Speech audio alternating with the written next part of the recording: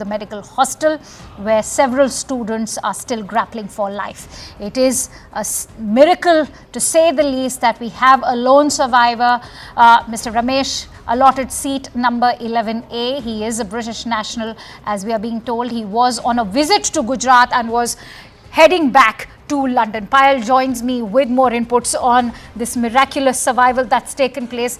Payal, share what else are you learning from your sources?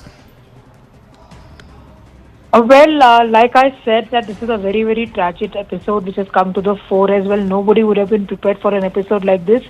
A flight of happiness for many who are either looking to go back home or embark on a vacation or a work trip has turned into an extreme tragedy. The testimony of the lone survivor as of now is going to be of extreme importance.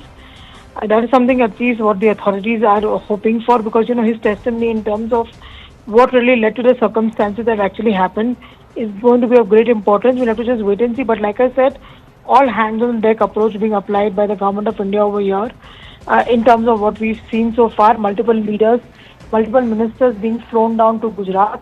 C.R. Patil, the Union Minister for Jal Shakti, and also, the state president of BJP has just reached Gujarat. He in fact gave us the unfortunate confirmation of Vijay Rupani's unfortunate demise over here.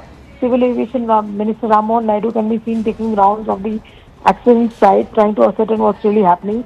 Muralidhar Mohal, the MOS for Civil Aviation, will also be landing shortly at around 7 o'clock, 7:30 am, beg your pardon.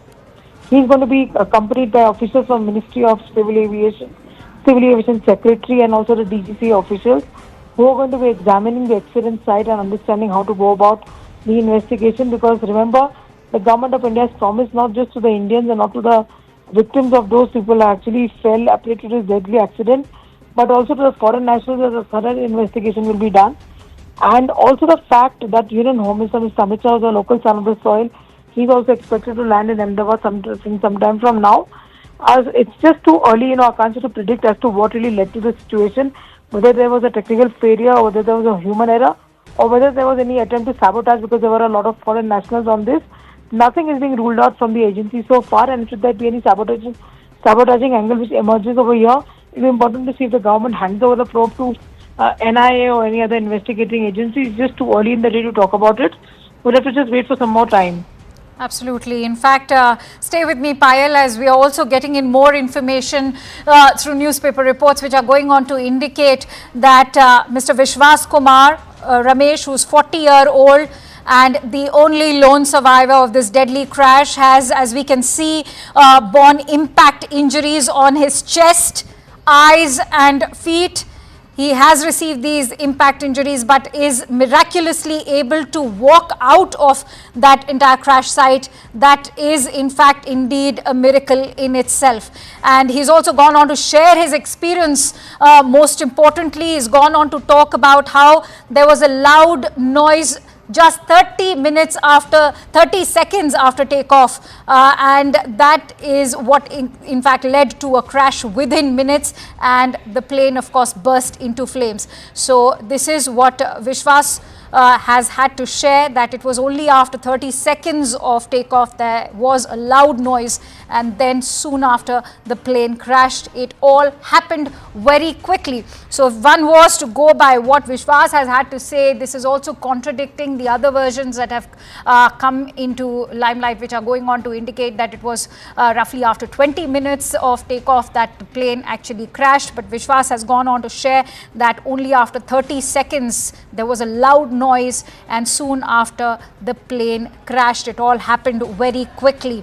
But this indeed is a miracle to see Vishwas Kumar Ramesh, who is a 40-year-old British national, was visiting Gujarat, has miraculously escaped this or rather survived this deadly or catastrophic air crash. This, as relatives of all those who were aboard the Air India flight are currently desperately looking for their loved ones at the civil hospital in Ahmedabad as we speak.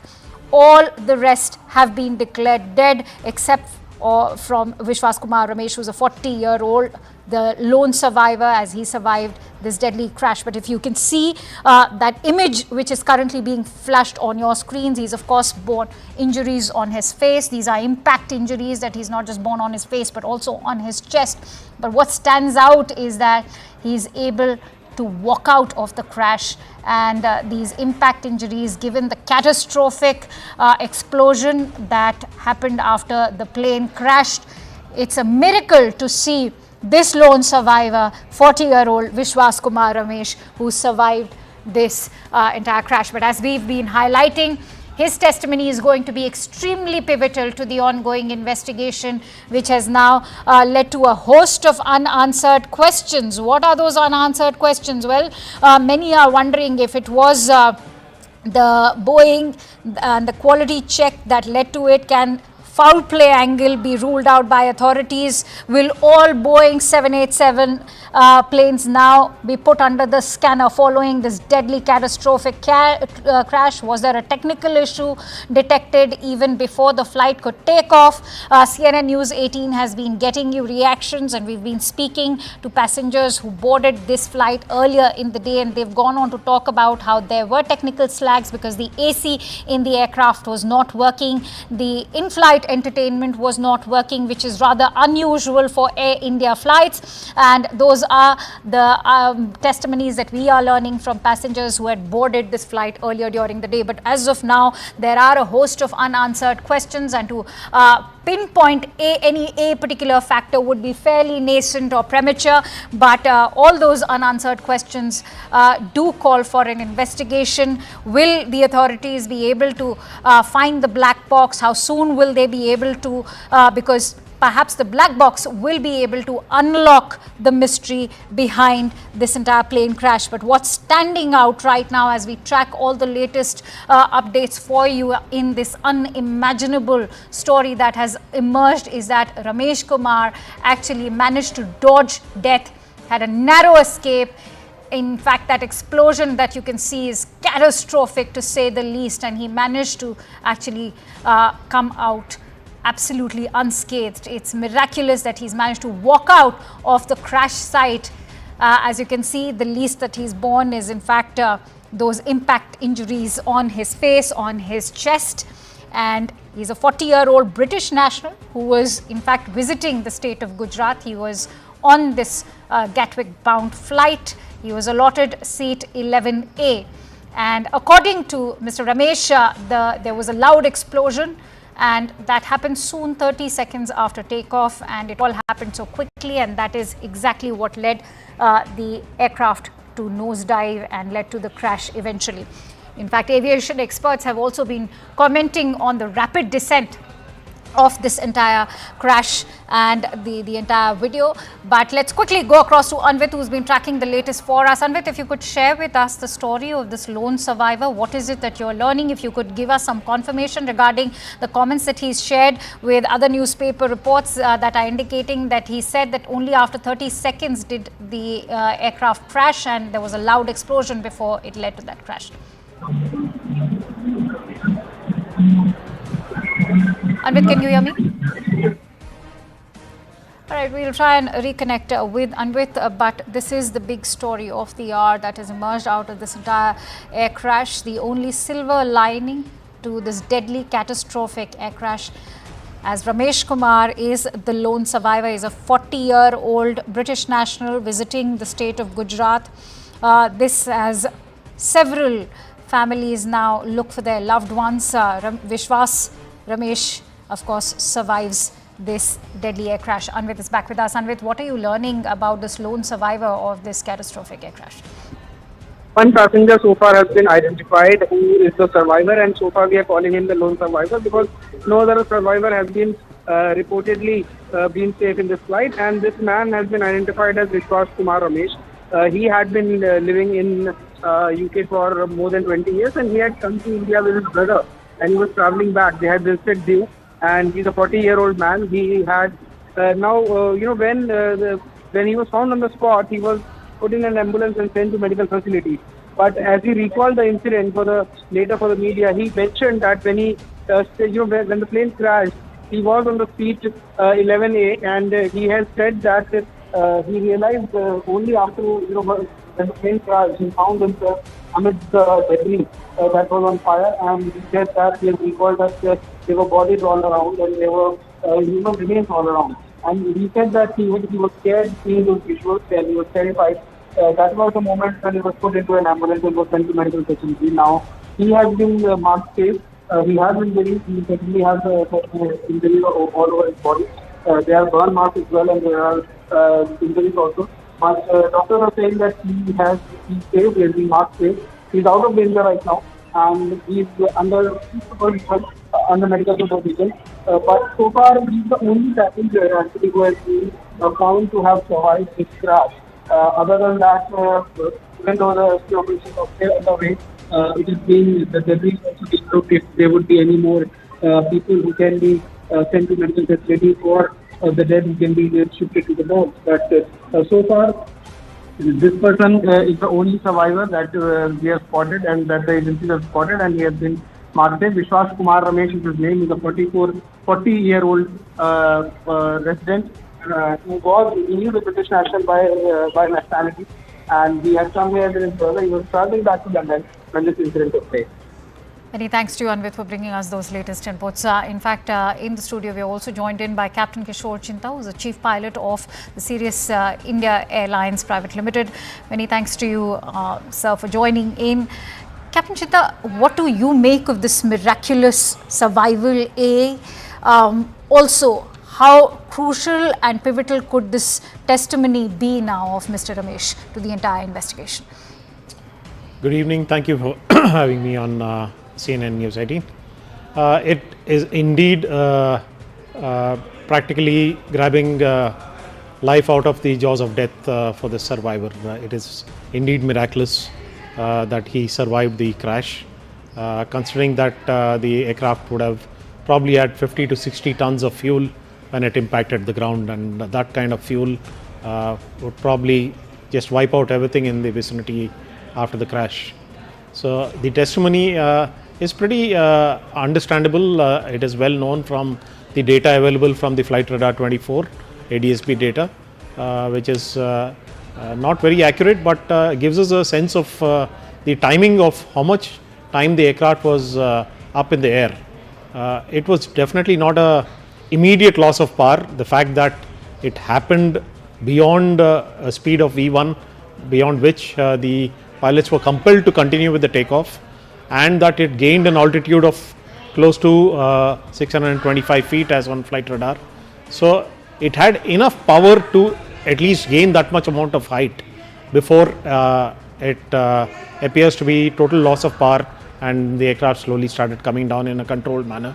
The pilots wouldn't have had anything. That's exactly the point I want to come in on, Captain, because remember, as you quoted, that Flight Radar has attributed the altitude of just 625 feet after takeoff, which is a height far below standard for a commercial aircraft several minutes into it. I think for the benefit of all our viewers, it is important to break down why this low altitude could have had a role to play.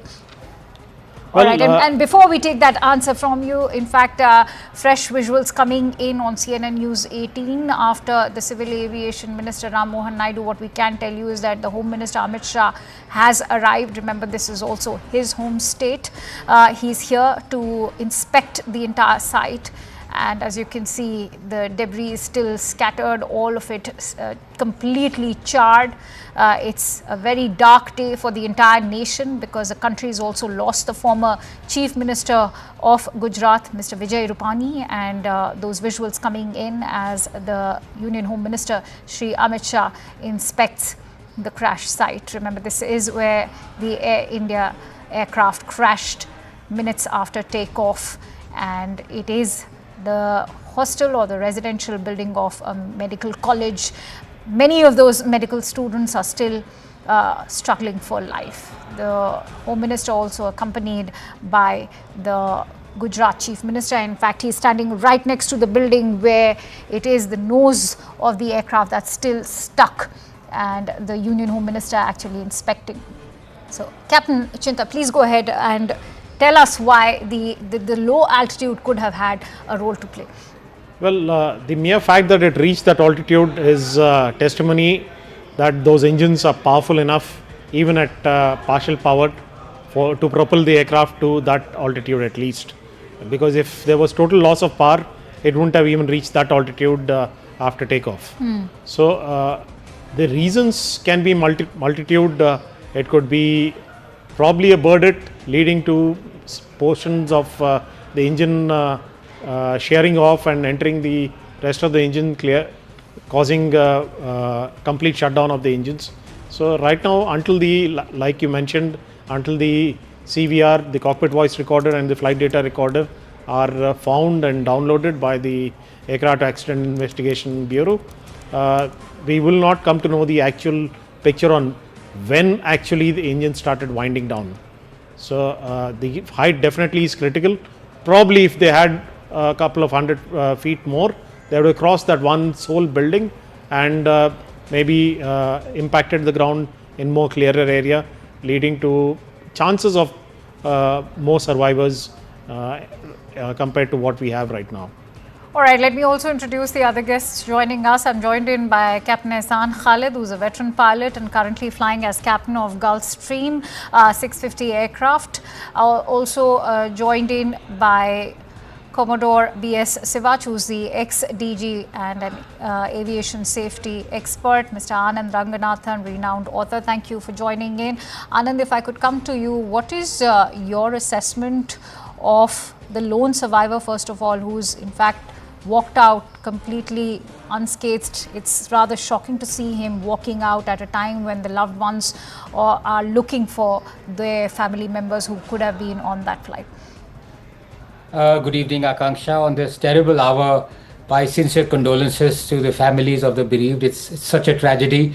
I think we all feel exactly how each one of those families of 242 on the plane and so many other who were doctors and medical students were in the building where the plane crashed into. My sincere condolences. It's an absolutely ghastly event that has taken place. 3 points I'd like to make. Number one, of course, it is too early to even discuss about the possibilities of what caused the fatal crash. There are many theories floating around, but at the moment, I'm not going to pick one of those, or at least go with some of those theories, because all of them are at present mere conjectures. This Dreamliner, which is a particular type of aircraft, this is the first fatal crash in its history, and it's been there commissioned for the last 15 years. Having said that, there have been whistleblowers who've talked about the deficiencies that have gone on in the construction, in the making of the Dreamliner, who've talked about the cost cutting or indeed cutting corners by Boeing as far as the commissioning of the plane itself is concerned, who've talked about various inadequacies, especially relating to hydraulics. And a similar loss, sudden descent, loss of height, happened almost a year ago, in fact 14 months ago, on a Dreamliner flight from Sydney to Auckland, if I'm not mistaken. I think it was Chilean Airlines. And there was a sudden descent, which is what we've seen, at least from the visuals that I can see. And one of the panelists was talking about that after the V1, the descent was reached, and it is highly unusual for a plane to then suddenly lose descent. Right. I think many people have ruled out the possibility of a bird hit at that height. Okay. As far as the survivor is concerned, Akanksha, it's an absolute miracle, and I'm so happy, at least in this unearthly hour, ungodly hour, to have this small bit of news, good news, and I hope that he's able to, he looks pretty fit under the circumstances. True. And he could be giving us vital information about what happened. Yes. True. He's the only silver lining at the moment, and perhaps, in fact, latest visuals coming in to take our viewers through these visuals that have just come in. These are critical moments before that Indian Airlines flight took off. Just critical moments of that entire takeoff that have been accessed by CNN News 18 before it crashed. But as flight, this is in fact just the takeoff and it led to the crash soon after it takes off. This is the entire video that we have accessed for you that shows that entire takeoff till the moment where it leads to that catastrophic explosion, as you can see.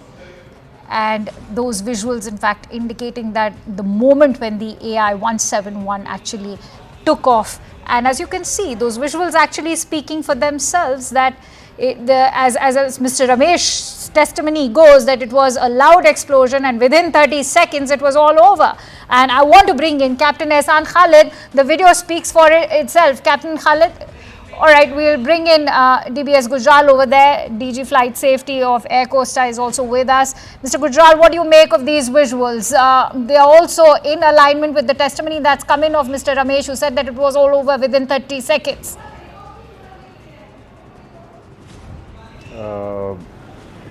First of all, my condolences to the families who have lost their loved ones in this accident. And I would like to say that this particular crash has got an international ramifications as far as Boeing 787 is concerned. Now, I have been watching and listening to the various people who have been coming on the television and expressing their views about this accident.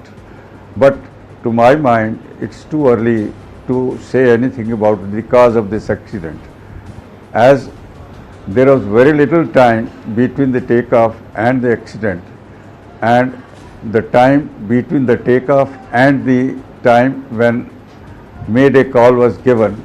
After that, there could not have been any conversation between the ATC and the pilot, and all this little time is having all the answers hidden into the black box, that is digital flight data recorder and the cockpit voice recorder.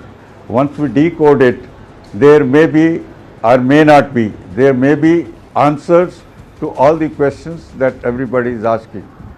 And to my mind, we cannot rule out the role of any one of the factors, that is the controls, the engines and the environmental factors. We have to combine them all and study as to what possibly could have happened when the aircraft just took off and crashed within a few kilometers of the airport and went into a building. As far as the disaster is concerned, this sole survivor, as you have said, is very fortunate, and he is a crucial witness. And the loud thought or noise that he is expressing must have been recorded in the flight data recorder, and it will have the answer from that.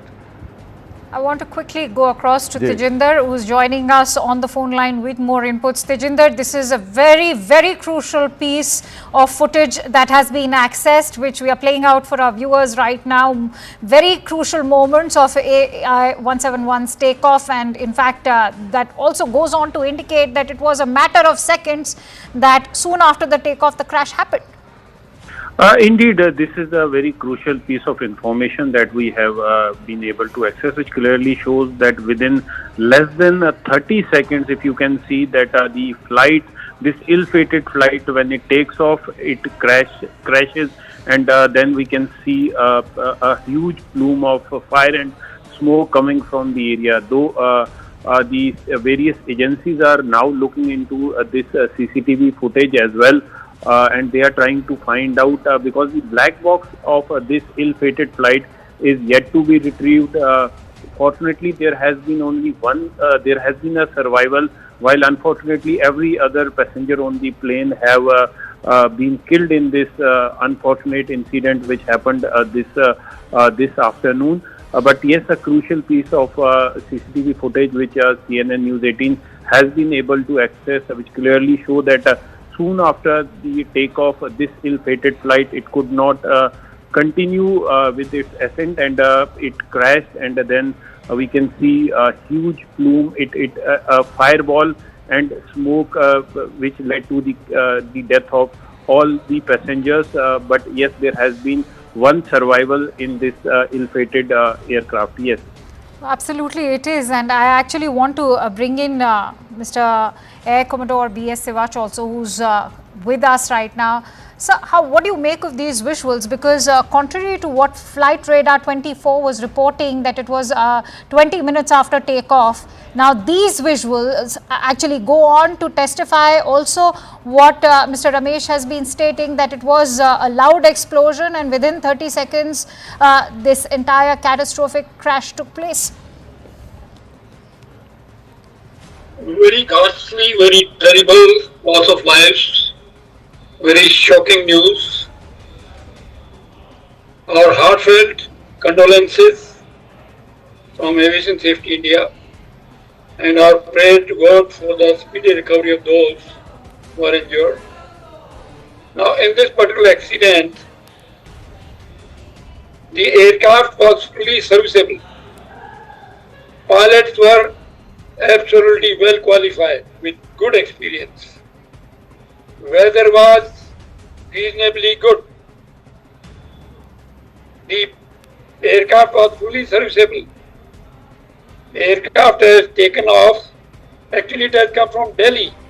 So, aircraft was fully serviceable. It has landed there, got turned around, loaded its passenger, and again took off. Till takeoff, there was no problem. The aircraft was climbing after takeoff at about 425 feet. That is what is being talked about is 625 feet. The Ahmedabad runway elevation is about 180 odd feet. So let's assume 200 feet. So aircraft was just at 425 feet. It experienced sudden loss of power. We must commend the presence of mind of the pilot that at such low altitude loss of power, he immediately informed ATC in the form of mayday call that there is a serious threat to the safety of the aircraft and passengers. So it's creditable on the part of the pilot without losing cool, and still he continued because now he had loss of power, so he could not continue the climb. He started descending because of the loss of power. Loss of power can be attributed to so many reasons. This Ahmedabad airport is notorious for bird strike. So bird strike to both the engine can lead to the shutdown of both the engines. And the passenger who has survived, he also talked about some loud noise. So loud noise possibly has come from engines, Right. which was possibly maybe bird hit, and thereafter loss of engine power. Pilot transmitted ATC, tried to avoid buildings. Unfortunately, he was helpless. He had no control over the aircraft because there was no power in the aircraft, and eventually the aircraft crashed. Right. Very, very terrible accident. The Boeing 787 Dreamliner is a very safe aircraft. Initially, it had some troubles. These are called teething troubles, which had been resolved.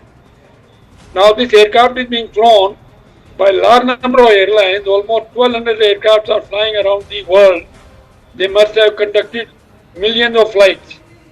There have been no such accident.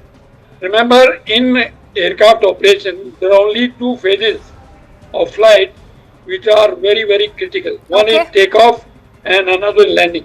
Okay. Most of the accident happened during this phase. Okay.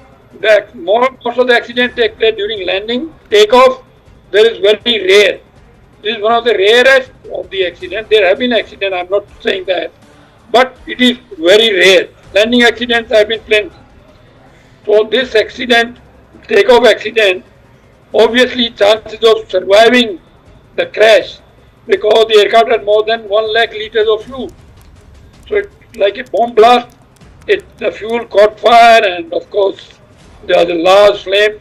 It is very miraculous, very surprising, and very good news that at least one person who survived this holocaust. I want to bring So in this Captain is- Chinta on that note. Captain Chinta, this is a very significant and pivotal piece of footage, and I'm sure this will also be aiding the ongoing investigation. But what is your assessment? Because as we said, that this is now fresh information corroborated by these visuals that the blast happened within 30 seconds as the plane takes off and it crashes within 30 seconds. What is your assessment and what are the questions that are coming to your mind? Of course, we all know that 65 to 70,000 liters of fuel was being carried in this flight, given that it was Gatwick bound, and that sort of sheds light on the size of the explosion. But what is it that comes to your mind when you look at how rapidly the descent happens, eventually leading to the crash? Well, this video makes it amply clear that it did gain height at some point of time. It's lost because you can see some smoke coming out of the engines. So just before it starts descent from this new video which is there. So something did lead to loss of power on both those engines. And an aircraft which is going to be close to 200 tons weight for 240 odd passengers and 60 tons of fuel.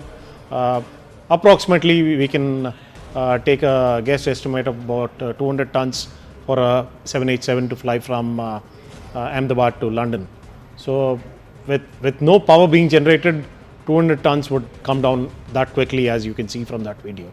So the pilots did a miraculous job of maintaining full control and maintaining wings level all the way down to the impact. If they had even slight amount of bank, we wouldn't have seen even that sole survivor which we have. All right, Mr. Gujral, I want to quickly bring you in before I take closing thoughts from Anand. Mr. Gujral, what comes to your mind when you look at these visuals? Within 30 seconds, the crash happened as soon after the takeoff, and that also aligns with the testimony that's come in from the lone survivor.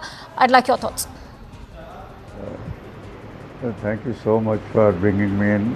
What I find is that there are so many factors coming into my mind when I listen to and watch the visual on the TV. But there is one very crucial question. Why did the aircraft did not gain the height? The loss of height is not being explained by any of these arguments, right? Whether it was fuel starvation, whether it was something else, or whether it was failure of the engines, or whether it was bird ingestion. All these questions are being answered by the silent listener, that is called black box. Once we get the answer from the flight data recorder, once we decode it, and once we listen to the cockpit voice recorder, the pilot's conversation will come to us. The parameters that are recorded in the flight data recorder will be in front of us for finding out at least as to what exactly at that moment in a very brief short time happened.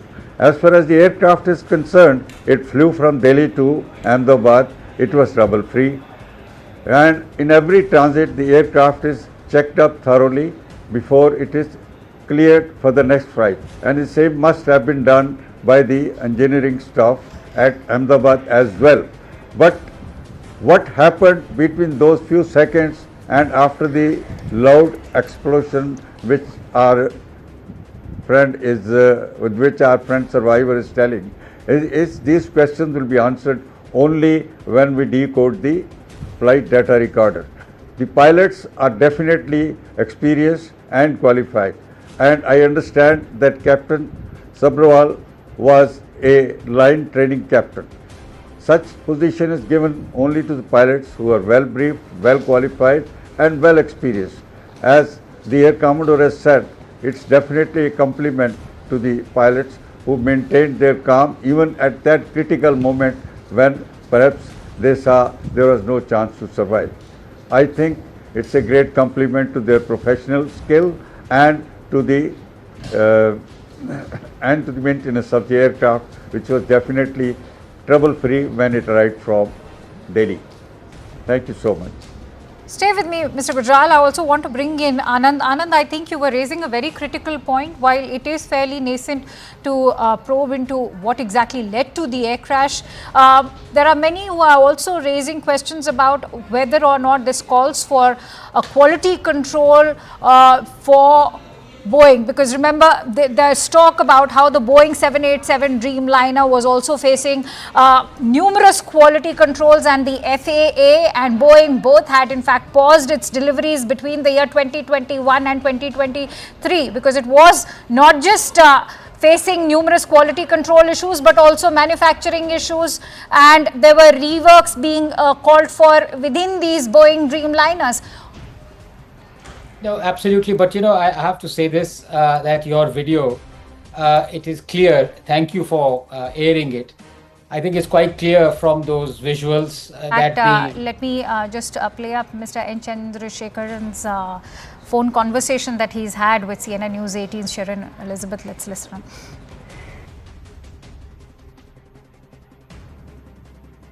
Mr. Chandrasekharan, many thanks for joining us here. To start with, on behalf of everyone here at CNBC TV 18, our deepest condolences to you and the Air India family and to the families of those who've lost their lives. I want to start by asking you, sir, what is the latest in terms of the information that you can share with us? You are in Ahmedabad, you've met with officials. I would appreciate any latest information that you can share with us to elaborate on what has transpired. First of all, Shireen, it is a totally devastating tragedy, and we are all totally shocked and deeply affected, and our immediate focus is to help the people, the families of people who have experienced this tragedy. We are working to that at this point in time. We are trying to set up all the support systems, the emergency helpline number, and on-the-ground support. A lot of people from Air India have flown from Delhi to be here on the ground. So we're creating all those infrastructure. While we are trying to do all of this, we are also working with the authorities to see the investigation and the root cause, etc. I have spoken to the CEO of Boeing, and I've also asked him to send the best expert to work with us in this whole process, and they are very supportive. And we have a lot of questions, but we need to wait because we need to have authentic information. So as we get these informations, we will immediately share without any delay. And to help the families, we just announced that we will provide 1 crore for each family of the person who lost their life. And also we will be providing all the medical related expenses for all the people who are injured. And we would also try to help to rebuild that infrastructure in the hostel where the crash actually happened. As you talk to me, we are moving in multiple directions. This is totally a devastating experience, and I have no words to say anything. I appreciate you joining us today, sir. I know that this is a very difficult period, and I just wanted to understand from you, there is a lot of speculation, and I would like to hear it from you. Do we have an update on whether there are any survivors? There are some indications, some comments coming in that there are some survivors. If you can share with us the information that you have, Mr. Chandrasekharan. So I don't have the exact number, and I'm also hearing from you. I also have the information that maybe there is a survivor, but we still don't have confirmation. I'm waiting for authentic information. I'm talking to the government.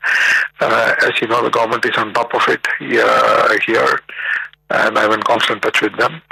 And they are in in touch with the hospital authorities. And so we just want to make sure that we don't give any wrong information. So a single source of information is the best in these circumstances, because any misleading information or speculation is going to be going to complicate matters. It is a terrible, terrible evening for all of India, in fact, all of the world, because this is one of the most terrible air tragedies that has happened, not just here in India, but anywhere across in aviation history. Air India Flight 171 from Ahmedabad to London Gatwick, with 232 passengers and 10 crew members on board, crashed within a minute of takeoff from the Ahmedabad airport at 1:38 this afternoon. The plane was carrying 169 Indians, 53 British nationals, 7 Portuguese and 1 Canadian passenger. It was bound for London Gatwick. Hundreds have been declared dead, including the former Chief Minister of Gujarat, Vijay Rupani, who was one of the passengers who was on board that ill-fated flight. The aircraft involved was the Boeing 787 Dreamliner. It is the very first time that the Dreamliner flight is crashing in such a fashion. The pilots have believed to have lost both engines, and it plunged very quickly within seconds after taking off. In fact, that video clip that we're playing shows that the entire sequence of events happened within a minute after takeoff of this ill-fated flight AI 171. The London-bound flight took off from Ahmedabad. It was exactly at 1:39 in the afternoon today, but within a minute it crashed about 5 kilometers or so away from the BJ Medical College and Hospital. It crashed into a building which is believed to be a residential compound, hostel facility for undergraduate medical students. This was lunchtime, it was peak hour, and there were a lot of undergraduate medical students who were there in that building having their lunch or coming to the mess or the canteen to have their lunch. So a large number of the people who were in that building could have also died. We're given to understand about 30 people have been moved from this building who were on the ground in this building. They've been taken to hospital. We don't know the number of fatalities there. But as far as the people who were on board this flight is concerned, other than one survivor, Ramesh Vishwas Kumar, who was sitting on seat number 11A, closest to the emergency exit, and once the plane crashed, he jumped out through the emergency exit. He is the lone survivor out of 242 people who were on board this flight AI 171 Ahmedabad to London. He, of course, those are the pictures from earlier this afternoon, jumped off the aircraft, limped away, and then an ambulance took him to hospital. He said that he was lucky to survive. He jumped off the aircraft. He saw dead bodies and mangled remains around him, wreckage of the plane around him. He was very scared, he said, and then he ran away, and then somebody took him in an ambulance to hospital. He is the lone survivor. What a miracle story this is for him and his family members. I believe he was also traveling with some of his family members back from Ahmedabad. He was going back to London. He's a British citizen. He was in India for a few days to celebrate some functions back home, but he was on his way back to London, and he managed to survive. But he is the sole survivor that we know of. All the other passengers, I'm afraid, are dead in this flight. So what exactly transpired? Because this flight, clearly from the images you can see, failed to achieve critical liftoff. In fact, it reached about 600 feet in the air, and then immediately after that started descending, almost gliding down for the crash that eventually happened. So what exactly transpired? The initial data from flight Air India 171 shows that the aircraft reached a maximum barometric altitude of 625 feet. That's the maximum that it reached. The airport altitude is about 200 feet. So right after it reached 625 feet, immediately after that, there was a mayday call that was made by the pilot to the air traffic control, but there was no communication that was established between the air traffic control and the pilot following that call. Post that call, which happened within 30 seconds of takeoff, the plane began to descend within vertical speed of 475 feet per minute. Then it crashed just outside the perimeter of the airport. It crashed into a hostel cum residential facility that was meant for undergraduate medical students, and a large number of students who had gathered there during the peak lunch hour time. They, I'm afraid, could have also fallen victim to this fatal air crash. Now, in the various videos that have been accessed of this horrific crash, the very moment of the crash was caught in one of these videos. You can see how the plane, it takes off, it travels barely a few kilometers. We're given to understand about 5 odd kilometers. And right after that, it crashes into the building below. There's been massive damage on the ground as well in this residential complex, in this hostel complex. But in the videos of the aftermath, the extent of the damage is also clearly visible. There's a huge plume of smoke and fire and gas. The debris lay scattered all around, even as firefighters and emergency responders rushed to the site. One of the parts of the ill-fated plane, in fact, landed on top of a hostel mess.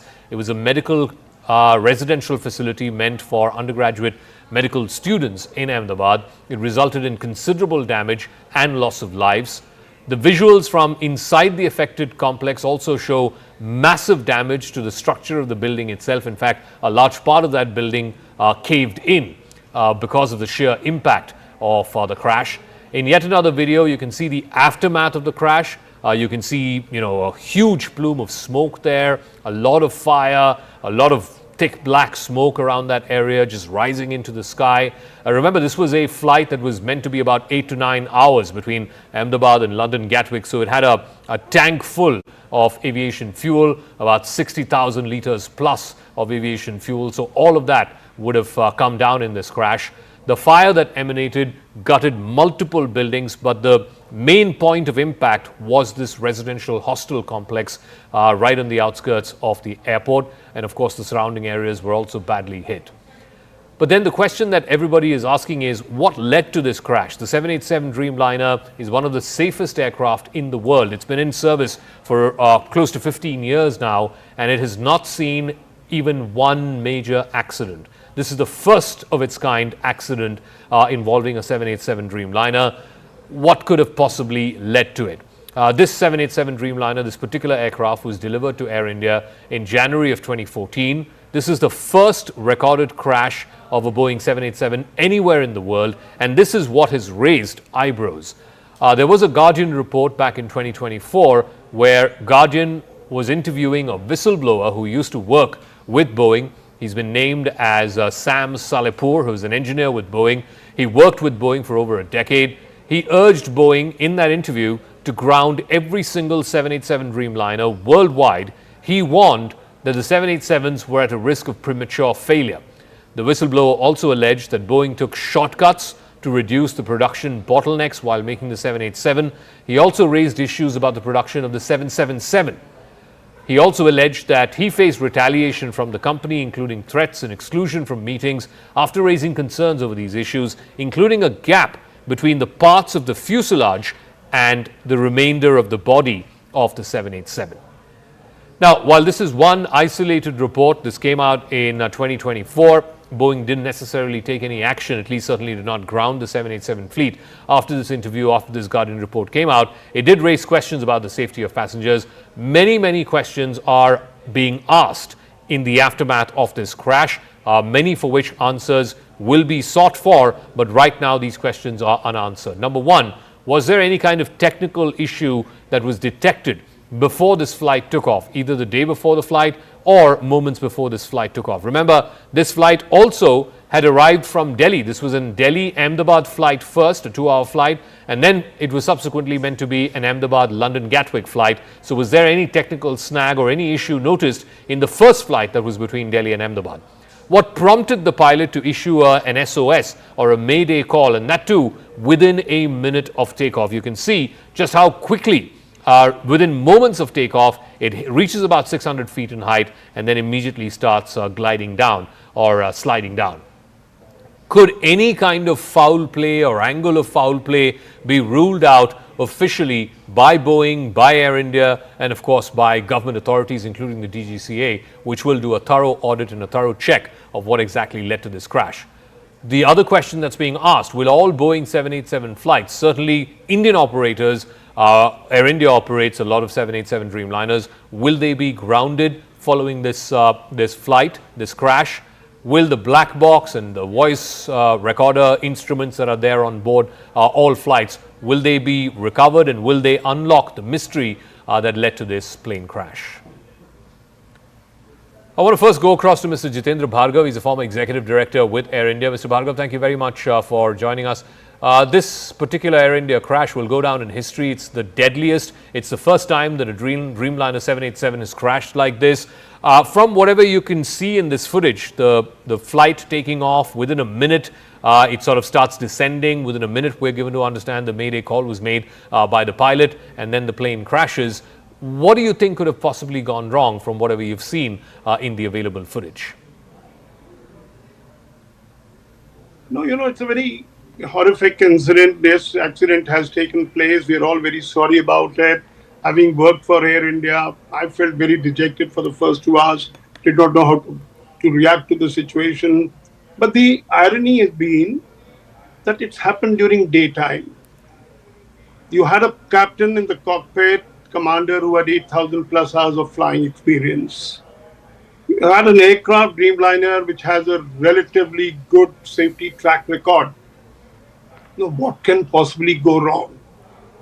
But rather than hazard a guess or speculate, I'll wait for the formal inquiry involving Boeing as the manufacturer of the aircraft, Dreamliner, which is involved, Airline, Air India, and India's regulatory agency, DGCA, to decode the black box, come to a conclusion and say this is what happened. Because the standard operating procedure in an airline industry is that when an accident takes place, you come to the conclusion, and if any lessons have to be learned, deficiencies, technical deficiency in an aircraft, pilot training, etc., then you try and rectify it. So let's wait for it and say get on. But except for, of course, for the moment, our heart goes out to the passengers' families and to the people on ground. You see, the tragedy has been that it happened during daytime, but what would have been a beneficial thing happening in daytime was that a pilot could have possibly steered the aircraft to a place which is barren, which had no thing. But the time available to the pilot was so short. He hardly had any After time. takeoff, a few minutes getting onto an altitude of no more than 700 feet, and then hurtling down at a fixed speed. You can't even control. You can't even dump fuel. All right. Because if the fuel he had the chance to, opportunity to dump fuel, the fire would not have engulfed the aircraft in the way it did. And the survival rate would have been much higher. And of course, we have only one case at the moment, but let's hope there are more people who survived. I do want to know from you, Mr. Bhargav, there have been reports that it could have been a technical error, some kind of a technical failure, and that could have led to the eventual mayday call. And the mayday call happened within a minute of takeoff. In fact, the entire thing happened within a minute of takeoff and then the crash itself.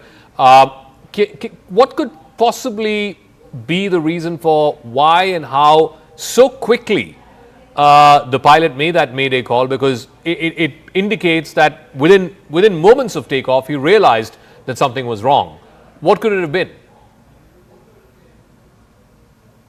Oh, no, certainly not. You see, let's put it this way. If there was a technical fault and somebody had to conclude, because it is not that the Air India will ground the Dreamliner if there is a reason for it.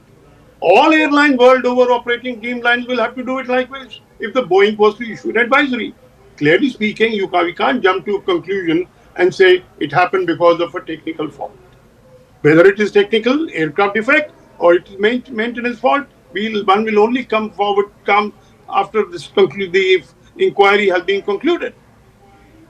Let's not jump to conclusion and say, look, the aircraft needs to be grounded, etc. It could be an aircraft war, all right, aircraft manufacturers war to say, let's put it this way. But as an airline man, I would say no, there is no need for grounding of Dreamliners at this stage. All right, Mr. Bhargav, we'll leave it at that. Thank you very much. Jitendra Bhargav is former executive director with Air India. I want to now open this up to our guests who are joining us. Captain Sam Thomas is a former pilot and president of the Airline Pilots Association of India. Alpa Y.N. Sharma is CEO of Chimes Aviation. Sanjay Lazar, aviation expert and CEO of Avialaz. And Devendra Padnikar is former cabin crew with Air India. Let me start with you, Captain Sam Thomas. A couple of things stand out. Obviously, within a minute after takeoff, the captain realizes that something's wrong. He issues a mayday call. The flight barely makes past 5 kilometers, barely makes it to about 600 feet. And from these pictures, it's clear that there was some issue with the liftoff of the flight. He was not able to acquire enough momentum for liftoff. That's why it didn't go up beyond 600 feet. what do you think could have possibly gone wrong? Good evening, Zaka. First of all, our hearts and prayers with the victims. And at this time, the usual caveat, I or anybody else would not be authoritatively able to tell you what the reasons for this particular crash has happened. However, we understand that the public at large would like to know and get some answers, and that is what we'll try and address at this time. From the visuals that are being played out, it's very difficult to hazard a guess. But within our groups, firstly, there is a somber kind of moment, and nobody is talking to anybody at this time, and it's too early to figure out exactly what has happened without the DFDR data. Having said that, it appears that this airplane is not developing power on both the engines, and that could be, though it's completely under the realms of speculation, that is what at the moment we feel it is.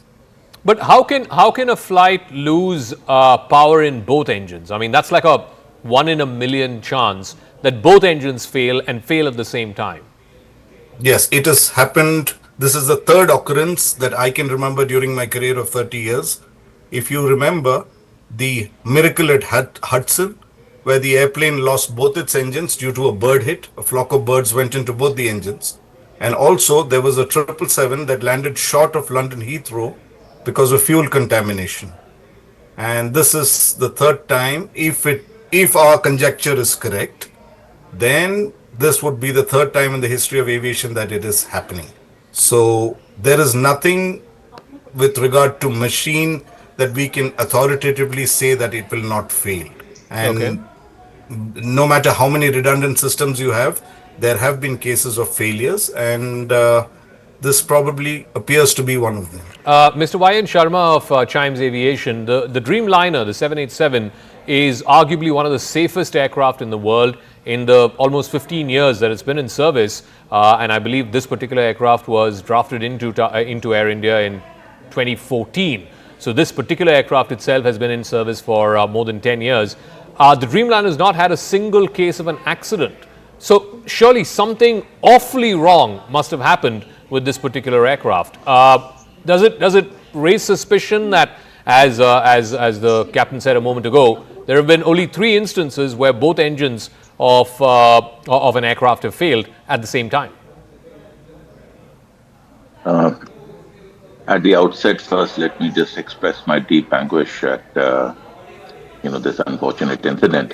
Now, as my fellow panelist was saying, that the instances which have been reported on this aircraft earlier, where both engines have failed simultaneously, have been clearly attributed to the causes were identified. In one case, it was a flock of birds which flew into both the engines. At the second time, it was fuel contamination. Right now, till the time the data is analyzed, it is absolutely premature to hazard any kind of guess on what could be, the reason here. But it does look as if just after takeoff, the aircraft seems to have lost power and has just descended. And it doesn't look as if it went very far. It looks, as you said, the altitude of Ahmedabad airport is 200 feet. It seems to have recorded a total height of 600, which means that it just attained a height of 400 feet before it started descending. Correct. And, it could be, anything is possible. It could be a flock of birds which could have flown in and, incapacitated both the engines. That could be one of the reasons. It could be override to the pilot input. That's also possible. But all these things one would know only after the data recorders are analyzed, and our investigating authorities, which is the Aircraft Investigation Bureau and the DDCA, they do a thorough inquiry and give us the answers that we seek. Mr. Sanjay Lazar, this was the same flight. It was a Delhi-Ahmedabad, and then after that from Ahmedabad to London Gatwick. So this flight had gone 2 hours from Delhi to Ahmedabad. The crew changed in Ahmedabad. But if there was anything wrong, would it have been sort of flagged in the previous leg of this flight? Thanks for having me, Zaka. First of all, my condolences to all the families of the crew, the pilots, the cabin crew, passengers, and of course, the students in the hostel. It's a dark day for Indian aviation and for Air India in particular. When we look at this aircraft, it's flown from Delhi to Ahmedabad, and obviously everything was fine. It's done its mandatory pre-flight checks also. Let's not forget that. There was probably an AME and a ground engineer who would have looked at the aircraft. The pilot in command or the first officer would have done his walk around and checks. So let's understand this was a perfectly fine aircraft. This aircraft is 11 and a half years in service, and one of the newer ones. Like you said in your introduction, the 787 is a very reliable machine and has been, there are more than 1,200 of them flying in the world today. Yeah. So when we enter into discussion on this, we shouldn't get into the realm of speculation. The video you've shown is a very telling comment. It obviously means, like Captain Thomas has pointed out, either something catastrophic has happened to both engines, like bird ingestion in both engines, or just mechanical failure or engine failure in both. But what is important is the commander gave a mayday call at 13:59 or 13:39 hours, and there was also an ACAS message, I'm told, but that's not confirmed as yet. But it's very clear that he lost lift, he lost thrust, and it dropped like a stone. What are the conditions, or what are the scenarios in which an aircraft at the time of takeoff loses lift? Well, obviously failure of the engine, or some problem with the engine. If birds hit the engine, it would completely seize. So if a flock of vultures or any large type of birds, and Ahmedabad is notorious for a lot of this instances. So it's quite possible. But it's the key thing here is that the aircraft wasn't lifting, and then it just crashed into that hostel building. You saw a part of the tail on the roof, and then the aircraft collided. Yeah? It's miraculous that we saw one survivor, and I pray to God there are more, because we need miracles like that. Looking at such a grim situation today. Before I go to Devendra Padnakar, I think Mr. Lazar made just one point. Both these pilots were highly experienced pilots. Exactly. Okay, Captain Sabharwal was 8,200 hours. Correct. The other pilot was 1,100 hours. So that's almost 10,000 hours of flying. Yeah. So let's respect that as well. They've tried to manage this. We don't know what happened. We'll get to know after the investigation. I just want to show you this story of hope, really, the only silver lining of hope amongst the 240 plus who have died. This one gentleman, Ramesh Vishwas Kumar, and I want to go to Devendra Padnakar on this. He was sitting, I believe, on 11A, which is the seat that is closest to the emergency exit. It's the first row of economy. He was traveling with some of his family members. The manifest says, which is different from the boarding pass number. The boarding pass, it says 11A, but the manifest says he was supposed to sit in 11J, and a lady was supposed to sit in 11A. In any case, when the flight took off, he was in the window seat. He was in 11A, the first seat in the economy row. The flight crashes. He's closest to the emergency exit. He jumps out, and then he spoke to some reporters there, and he said, I couldn't see anything. It was just a huge ball of smoke and fire, and there were mangled remains all around me. I got scared. I started running, and then somebody came with an ambulance, and they put me in an ambulance and took me to hospital. A phenomenal story of walking away from the dead, almost cheating death. There were 200 plus others on that same flight, and all of them are dead, Devendra Padnakar, and this man survived. What a story.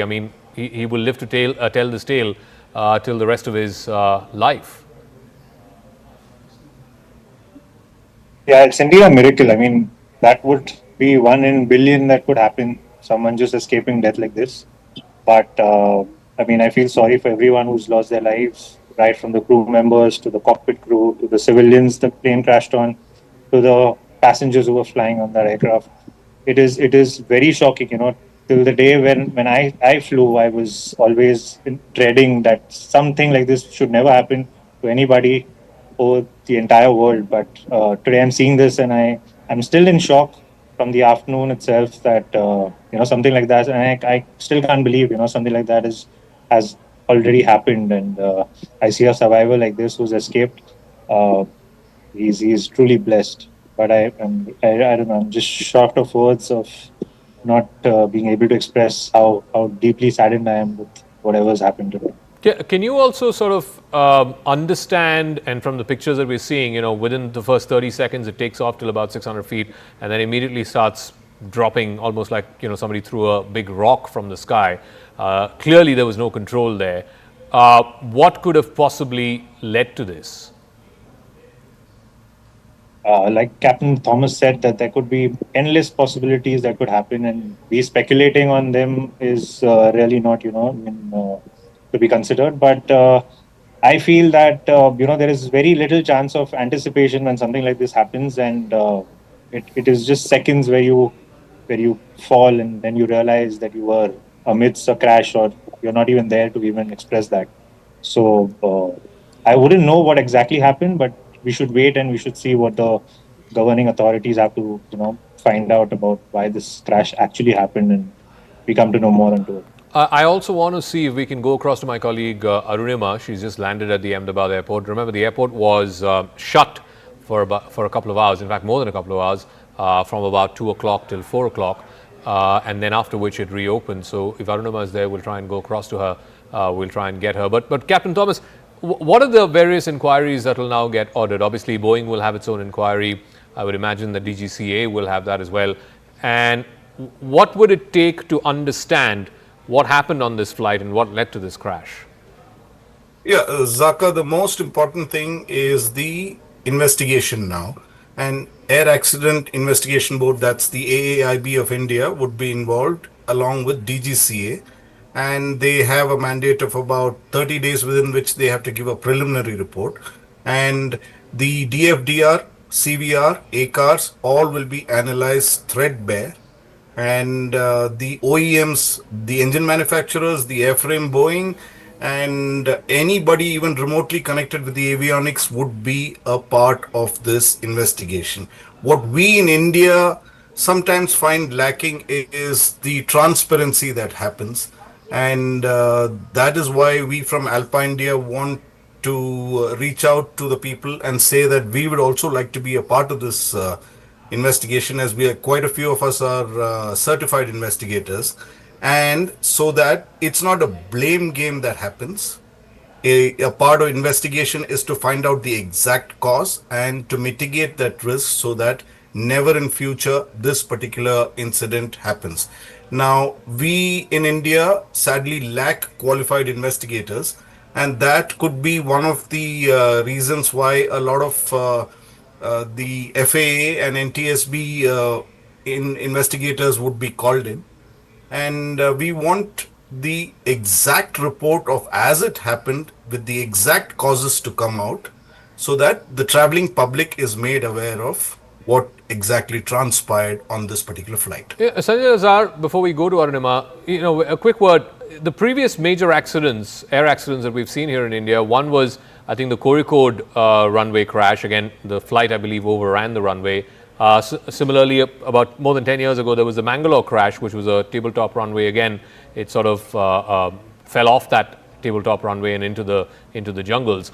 But we haven't seen anything of this kind, where a flight is taking off and within a minute or so after takeoff, it just glides down, like you said, drops dead like a rock, and crashes into the ground. It's in fact the first wide-body aircraft to crash in 40 years in India. The last one we had was 1978, Emperor Ashoka, then the Emperor Kanishka, which was bombed outside our island. So this is really the first wide body that we've seen. The other two were narrow body aircrafts that we've had, and in between we've had a few narrow body Airbus aircrafts, in the late 80s and early 90s. It is shocking, and it's never seen. But I also wanted to point out, you spoke of the survivor being in 11A, and he was actually supposed to be in 11J, and the lady was supposed to be in 11A. The lady tweeted the picture of herself in 11J with the ex-chief minister of Gujarat, and probably her last picture, and so obviously they'd interchanged seats. It's so eerie that this would happen. It's something that none of us could ever imagine would happen. It's a scary thought. Yeah. I want to sort of go back to our guests. I believe Arunima I can hear you. will be patched through in just a minute as well. Mr. Sharma is still with us. So again, Mr. Sharma, taking the story forward, like obviously as Captain Thomas said, they'll have to recover the black box, the voice recording systems, etc., from the debris. Typically, how long do these investigations take? The only other instances we've seen in the case of a Boeing aircraft, at one point the 737 Maxes had to be grounded because of repeated crashes and so on and so forth. But with the 787, like I said, there's never been a crash ever in the 787. Typically, what would it take? A month, 3 months before we know what exactly happened on board AI 171? The investigation which is done by AIB is a very, very thorough process. They look at each and every aspect. And for certain things, they would require reports, equipment in some cases is sent for testing and you get the reports from there. So the timeline, could be anything from, you could know with the FDR, you could know the most probable cause in the first 30 days itself, or it could take longer. But normally we see that these kind of investigations take, a couple of months before any kind of definitive answer can be given on what could be the cause. As the captain speaking earlier was saying, these pilots also very experienced people. The pilot in command had 8,000 hours, was an alumni from one of the best flying training schools in the country, GRUA. He's an alumni from there, I believe. So, all these factors will be taken into account. All the data will be analyzed before any kind of a definitive answer would be given to the public on what exactly caused this unfortunate incident to happen. All right, Mr. Sharma, Captain Thomas, Mr. Lazar, and of course, Mr. Padnikar, thank you very much for joining us.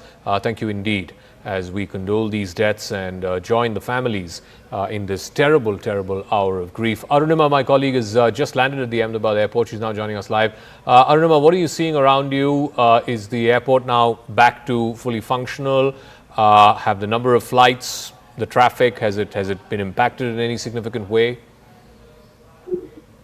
So that, yes, Raju just landed. Telltale signs of the kind of chaos that Ahmedabad airport has seen over the last 6-7 hours is visible. We are in the arrival lounge, mostly empty. I think the first 2 flights have just landed here. But in the departure lounge, while we were coming in, we saw many passengers waiting there. There were huge queues. Many passengers were sitting on the floor. I think the airlines had provided them with food packets considering the delay. Many could not take off because the operationalization of the airport took time. Once the accident or the air crash was reported, I think for about 4 hours the airport was shut. So owing to the delay, there is now a backlog, and that's why in the departure hall there are kids, there are elderlies, and there are other normal-aged passengers, middle-aged passengers who are still waiting. I could also see a lot more CISF officials on duty here, trying to ensure that the VIP movement that is happening. A number of VIPs have also landed. Home Minister Amit Shah is here. Also, Civil Aviation Minister has landed.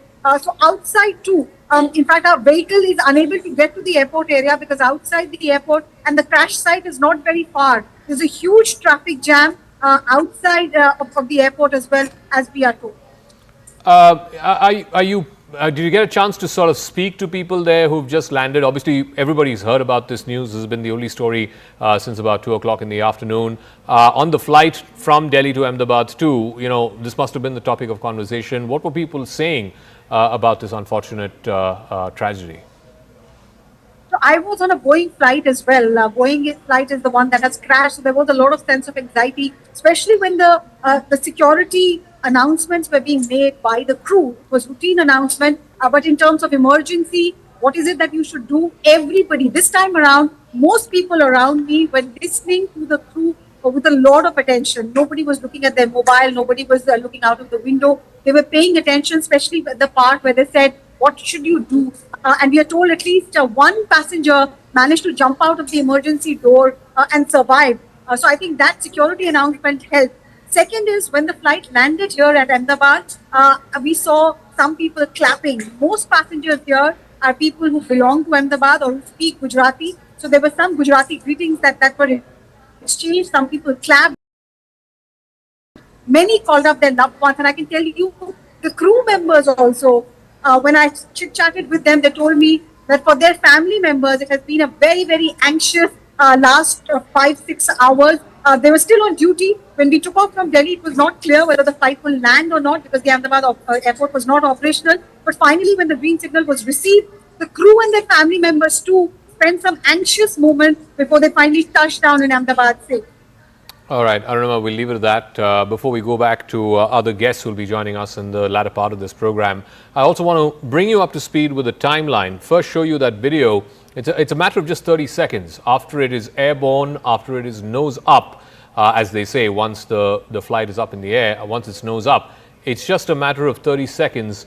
It just comes gliding down, almost like somebody dropped a giant rock from the skies.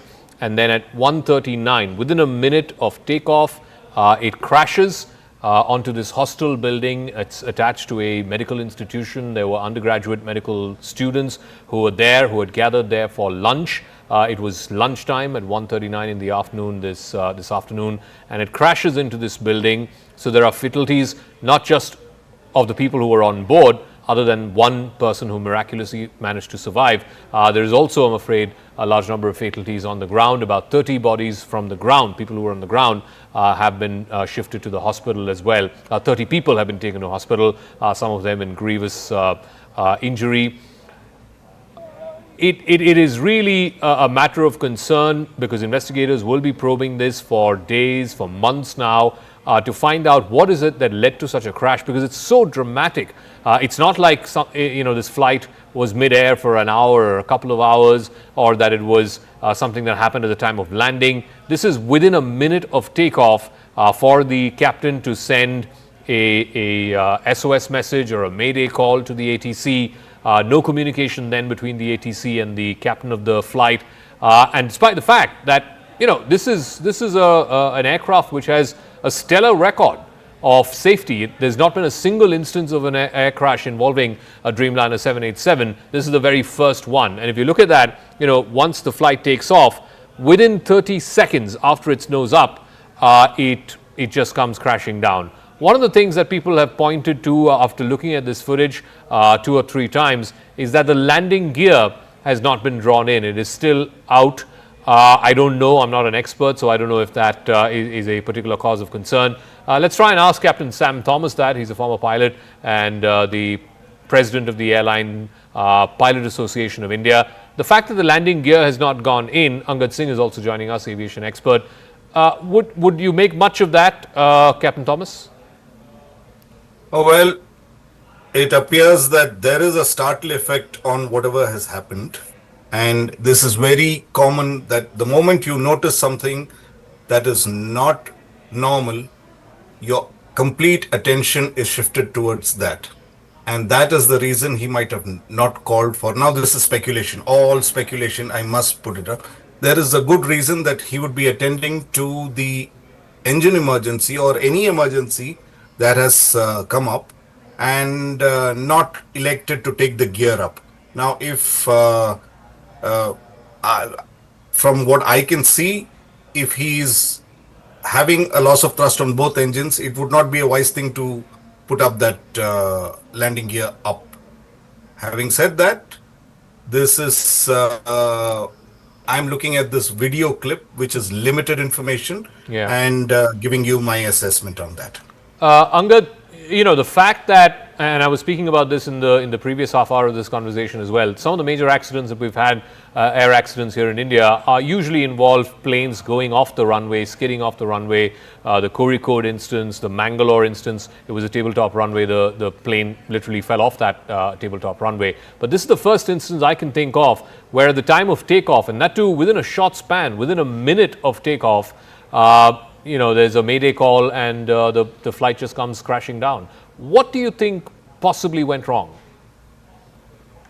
I think it's clear that this aircraft lost thrust on both engines. Now, what specifically caused that is much more difficult to say.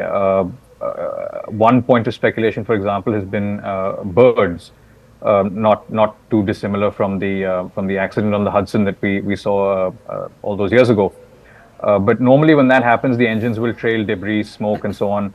And there's no real trail from these engines from what is admittedly a very grainy, low-resolution video. So it may not have been birds. And I think given the sort of expected actions of a pilot in such an emergency, it may well be that this engine emergency took place after decision speed, after what they call V1, where the aircraft and the aircrew are committed to taking off regardless of what goes wrong. And it may have been anything from a mechanical fault to bird ingestion.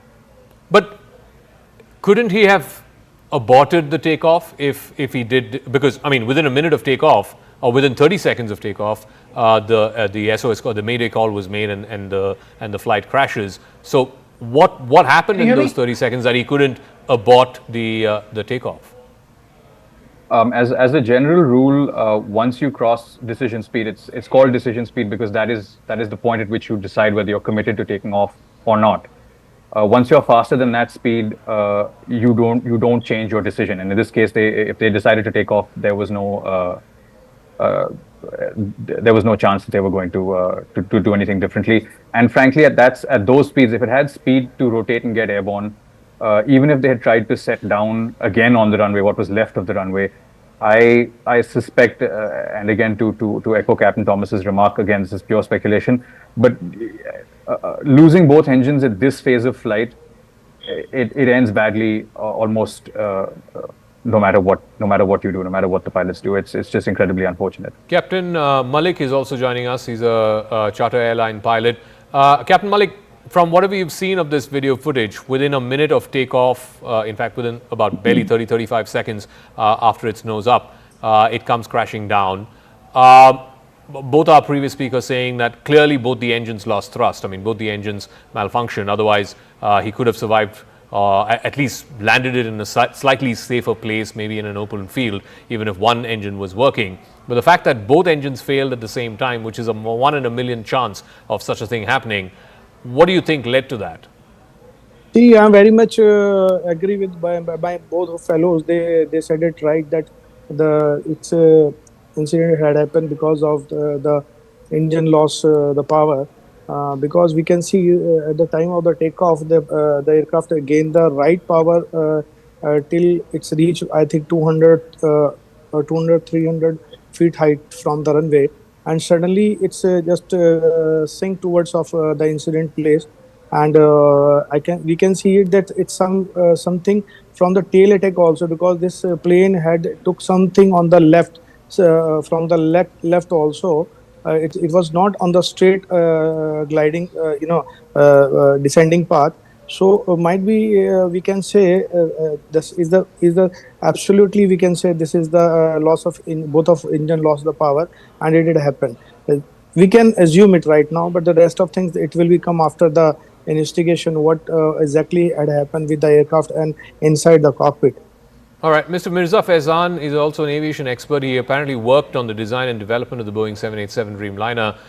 The fact that this was an aircraft which had a stellar record, not a single known crash of the 787 Dreamliner until today, how does our understanding of what went wrong today change given these developments?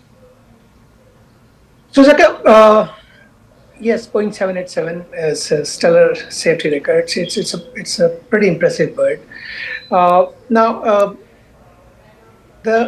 There's not one event which leads to an air crash. There's a series of events always which leads to a plane crash or a disaster of this scale. So there's a lot of things which we have, which is a subject of investigation. The fuel system, right? The maintenance of the fuel system. I mean, there could be a lot of reason why the engine lost power. There could be a bird strike. There could be foreign object intake and on its takeoff roll. There could be fuel malfunction in the fuel system. That could also be one of the problems. So once the investigation starts, the entire maintenance log since the day one this aircraft enter into service has to be properly investigated to What find do you out. mean by malfunctioning of the fuel system? Why would that lead to a crash? If a layman is watching this program, and I'm sure a lot of them are, why would the malfunctioning of the fuel system, what's the connection between that and the engines losing power? All right, so in this phase of the flight, when an aircraft is needing maximum thrust, maximum power from the engine, keep in mind that the aircraft is also gulping down maximum amount of fuel. So if the fuel system, which is pumping the fuel from the fuel tanks, which is probably in the engine and its belly, to the engine, if that malfunctions, there's a very high probability that the engine may burn out. Now, since both the engine burn out at the same time, which is a very remote possibility, right? There must be some integrated cause which impacted both the engines at the same time, right? So fuel system could be one of that. What other cause could be there?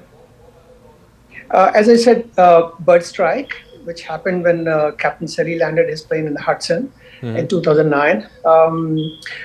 I just seen for the first time, I've seen the video of this this aircraft crashing from the time it took off on your channel. Yeah, let's play that video again, yeah. Yeah. As you're speaking, yeah. So I do not see that there is a possibility of a bird hit. Reason being, when the bird is sucked into the engine of an aircraft, the engine is deprived of right amount of oxygen, and it starts to sputter. It starts to give short blast, black smoke from its exhaust, which I cannot see in this situation. So bird hit is definitely not something I will speculate on at this point of time, right? Fuel system might look one. Sometime it might happen. Now this video is from a different angle. Sometime when the pitch is too much, the aircraft is deprived of fuel as well. But I do not see that the pitch is also very abnormal at this point of time. So the malfunction of the fuel system is one thing. I will put my Captain Thomas was referring to this. I think in the 3 instances that you recounted where both engines malfunctioned at the same time, I think you said one of them, obviously the Sully example, was the bird hit, the famous one where he flew into the Hudson River. But the second example you cited, Captain Thomas, was of contaminated fuel system. That's correct. That happened with British Airways, if I'm not mistaken. It was a 777 airplane. And there is a phenomenon called cold soaking that happens, and that somehow will affect the fuel system. And now again, the caveat at all times about the speculative part. Even I do not believe that this airplane has suffered a bird hit. Secondly, the engines of these airplanes are not the same as the one that Captain Sully faced during that the Hudson issue. And secondly, we've operated out of Ahmedabad several times, and the birds that come not during the migratory season but at the normal times like it is now are not sufficiently big enough to cause any major damage to a 787 engine, and let alone both of those engines. So no, and also I would imagine it can't be just one bird. It has to be a flock of birds. And from whatever we've seen this visual, we've zoomed in and stuff. We can't see any flock of birds around the time of takeoff. Again, admittedly, this is CCTV footage. It's being recorded from somewhere inside the airport compound itself. It's a little grainy. It's not necessarily a high resolution image or high resolution video, but it doesn't seem like. Nowhere in this video can I see any kind of flock of birds. And when you hit birds, there is a telltale sign from the engine if it has had this catastrophic kind of failure. And the fact that he has given a mayday call, there has been a significant failure. And there have been questions of why there was no communication after that. You must understand that this is VHF communication. Once the aircraft loses altitude, it would be difficult because it's a line of sight communication. and it would be difficult for the air traffic control to get in touch with the airplane or vice versa. So, Angad, if indeed there was some kind of fuel system issue, and this was the same flight which went from Delhi to Ahmedabad, and then the next leg of the flight was Ahmedabad-London, how come they didn't detect this, or these red flags were not raised in the previous leg of this flight? I mean, again, with the caveat that this is entirely speculation, these issues, they don't manifest immediately. They don't manifest all of a sudden. They take time to show up. I mean, if, for example, if it's debris blocking a filter or damaging a fuel pump, it doesn't catastrophically cease right away. In fact, it could take precisely that amount of time, a Delhi to Ahmedabad flight, for the fuel system contamination to sort of take hold. And then I think one of my panelists already mentioned this. Takeoff is the regime in which the engines are sucking down the most amount of fuel, and so for that small issue in the fuel system, whether it's a filter or a pump or whatever, takeoff is actually the likeliest time that it would manifest itself. But again, I mean, at this point, it's losing the fuel system on two engines on a modern aircraft which are designed to be redundant is highly unusual. I have to admit, I'm not intimately familiar with the 787's fuel system, so I don't know if there are any single points of failure. But yeah, losing systems, safety critical systems in today's age of certification would be very unusual. And also, I would imagine, while this aircraft was being turned around after it landed, after it completed the first leg, and while it was being turned around, there would have been requisite maintenance, and the engineers would have checked it. Again, this was not picked up while it was on ground in Ahmedabad before it was turned around for the London leg. Unless a specific issue is reported, turnaround servicing, turnaround maintenance is not that intensive. I mean, it's not. You wouldn't go into the fuel system, for example, on a turnaround. Unless the aircrew on the incoming flight specifically flagged an issue for maintenance, I don't think the fuel system would be looked at to that extent. If Mr. Faizan is there, and I can go back to him, all right, we'll go back to him in a moment. Captain Malik, what are your thoughts on this? I mean, if this was not a bird hit, and again, I'm just from whatever I can see on the footage, I'm not an expert. I don't visibly see any flock of birds, when this flight is taking off. If it's a fuel system issue, again, the question that is top of mind is, how come the previous leg of this flight did not detect that? Again, how come the ground engineers who would have serviced this and maintained this to turn it around for the next leg, and it's a long leg, I mean, surely there would have been some degree of refueling there as well, because you would need much more fuel for an 8-hour, 9-hour flight to London as opposed to a 2-hour flight between Delhi and Ahmedabad. How come no one picked this issue? Because it's happened within seconds of takeoff. So the issue, whatever it may have been, did not develop in that 30 seconds while it was on the runway and taking off. Yeah. See, I'm not agree with Mr. Faizan's what he questioned he raised about the fuel system, because the aircraft is not. It was its first flight from the Ahmedabad. It came from Delhi to Ahmedabad. It had happened, and it somewhere is the problem with the fuel system. It may be happen in the way from Delhi to Ahmedabad. It could maybe happen in the mid-air also. And I'm telling you very clearly that the fuel system of the 787, it's a full calibration fuel supplying system inside this aircraft, which is one is not working, then other is automatically start working. So it is not, this possibility is not possible. There is a fault with the fuel system. First of all, clear. Secondly, my fellow is he's right that there is no but we could not see in the video also that it's not a migratory system also. Even it's in very low flying right now. If it is on the 1,000 feet or maybe 800 feet or 700 feet, then we can say some bird may be hit to this engine. But in the very early after the takeoff of the aircraft, suddenly aircraft lose the power.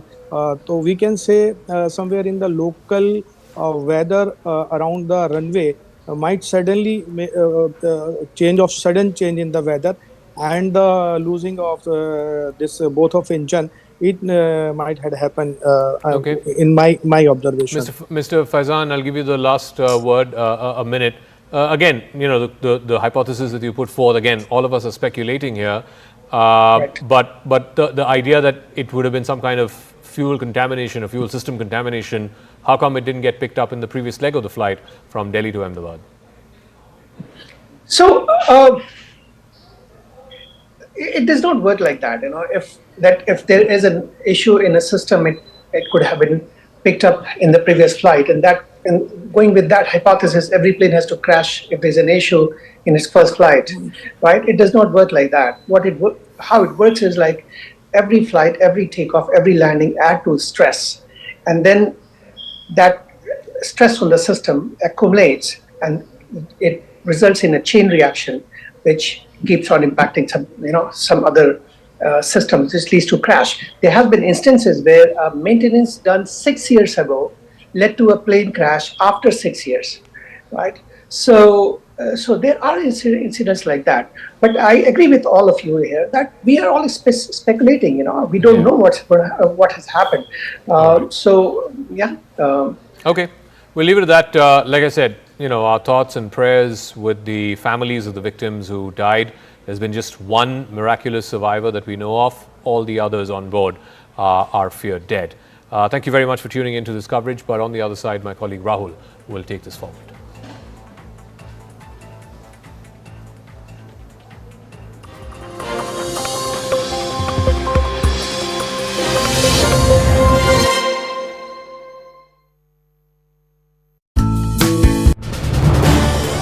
This is News 18 Network.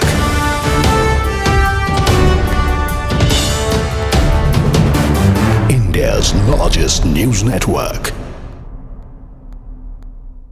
I can assure you that Indian aviation is probably one of the safest in the world. We have all the protocols in place.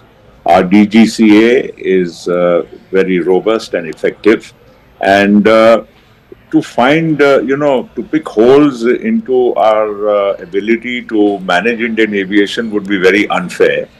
And I always say this, and I repeat, that aviation is either 100% or zero. There's nothing like 99.9% in aviation. And therefore, in this case also, look at the aircraft. It arrived from Ahmedabad from Delhi. Obviously, it flew without any issue. And to take a 9.5-hour journey from Ahmedabad to London, obviously the pilots would have done all the pre-flight checks. And no pilot is foolish enough to take off if he is not satisfied. The captain per se in this aircraft would have also had thousands and thousands of hours of command. And a 787 and today's aircraft per se are very robust, fail-safe. They have many backup systems. And to really think what went wrong, I would be hazarding a guess, which would not be fair. But the point here is the aircraft did go on a takeoff roll, and between the time the wheels went up and the time it crashed, probably the time frame would have been almost only about 60 seconds or so, because you can't go to 800 feet and crash and it be within the time span is only 60 seconds. Now he's already given a mayday call. Now, I don't know what exactly went wrong. It will be, again, hazarding a guess, which would be unfair. The only thing which can be ascertained is now, since the aircraft has fallen just a few hundred meters from the airport and in the BJ Medical Complex, therefore, to retrieve the black box and the other equipment would be also, quite simple. We would be able to ascertain only after that. Let me tell you one more thing. In today's aircraft, they are very sophisticated. All the parameters of an aircraft, right? Every single second the aircraft is in the air, all the parameters are recorded, not only by the aircraft, but they are also transmitted to a central command, real time, of the airline itself. So if there is, when an aircraft does a flight, there is a way to ascertain every single parameter during whatever the duration of the flight. So if anything would have gone wrong prior to this flight, or which may have escaped the attention of anybody, I'm sure this will be retrieved in no time once the equipment is found. Now, Mr. Patel, just to go back in time, because this fleet, the Dreamliner, very, very safe. I think from what the experts are saying, and I only have them to sort of lean on for facts, they've said that this is the first time a Dreamliner has actually crashed anywhere in the world. Now, most of these Dreamliners were purchased, I suppose, about 10, 12, 15 years back by Air India when it was still government owned.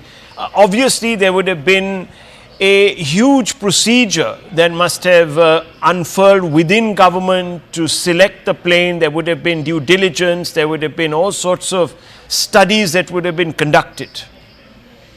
Well, most certainly. I mean, first, the procedure itself in government is a very robust procedure. It goes through several layers. And ultimately, the basic selection of aircraft is done only on technical parameters. Because, the airline, requires a certain type of aircraft for certain, lengths of the flights. You want to go to the US, you want to go to the European countries, or to, 8-hour flights, 12-hour flights, and so on. And the kind of configuration you want. Let me also tell you that the Dreamliner, at the time it was ordered, was one of the most sophisticated, advanced fly-by-wire aircraft which was going to be produced. And it was ordered by...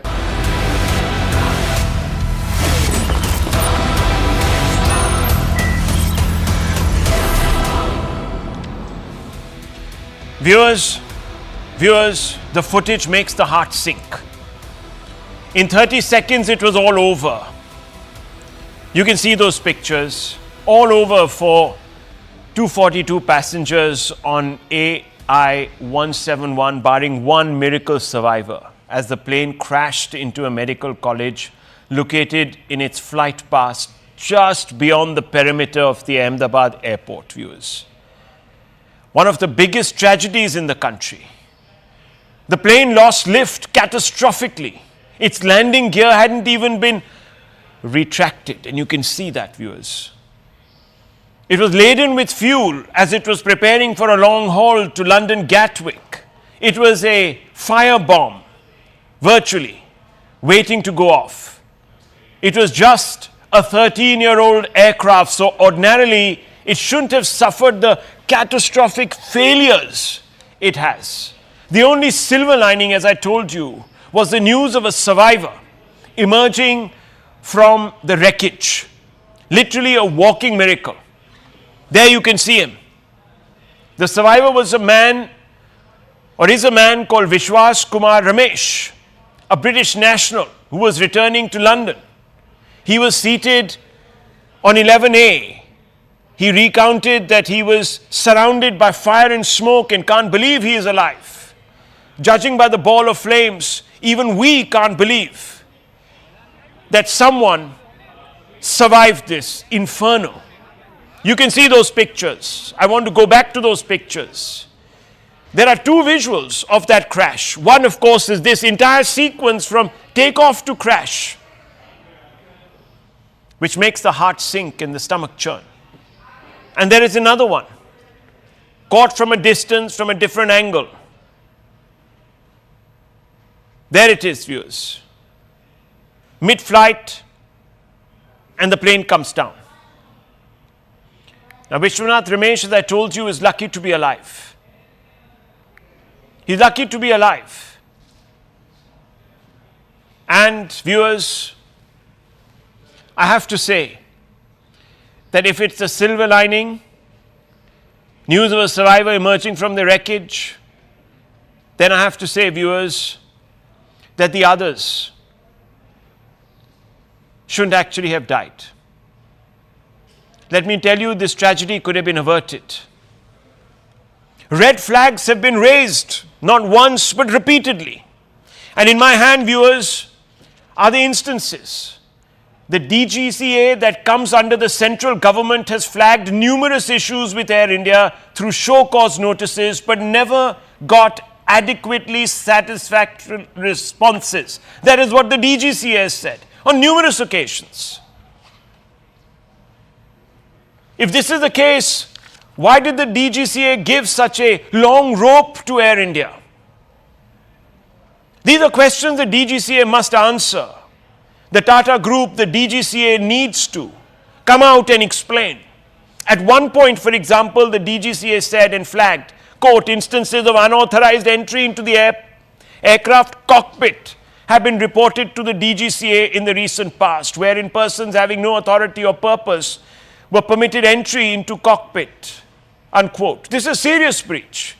But more than this, there were show cause notices for risky flight safety. Viewers, there are many instances, and these instances begin from June 2022 when Tata took over Air India. Now viewers, the Tata Group came with a halo. It emphasized the fact that Tata was the one that was taking over Air India. Why? Because there's a certain brand resonance. There's a certain trust factor associated with the Tata brand. Viewers, did the Tatas squander that trust? Did they barter it for profitability? I don't know. I can only tell you the instances when it appears that it has been quite lax on the issue of safety. On January 2025, it was fined 30 lakhs for allowing a pilot to fly without completing mandatory takeoffs and landings. How could you do that, viewers? The Tata brand stands for something. How could they cut a corner such as this?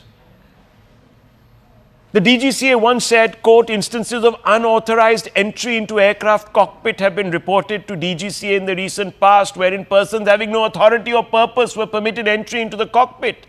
Air India pilots raise alarms over extended duty hours, with unions, ICPA and IPG alleging safety compromises and regulatory violations. All of this has happened. They seek immediate action to halt the coercion for extended flight duty time limitations, FTTL that is, and uphold aviation safety standards. The point is that to make Air India profitable, we are being told corners were being cut regularly. Maintenance crews were cut back. I'm not saying that these issues are directly linked to what happened tonight or earlier today, but I'm saying that there were problems in the manner in which Air India has been running its business, potentially taking its duties casually. And that's the problem. Trust is of utmost importance in this business.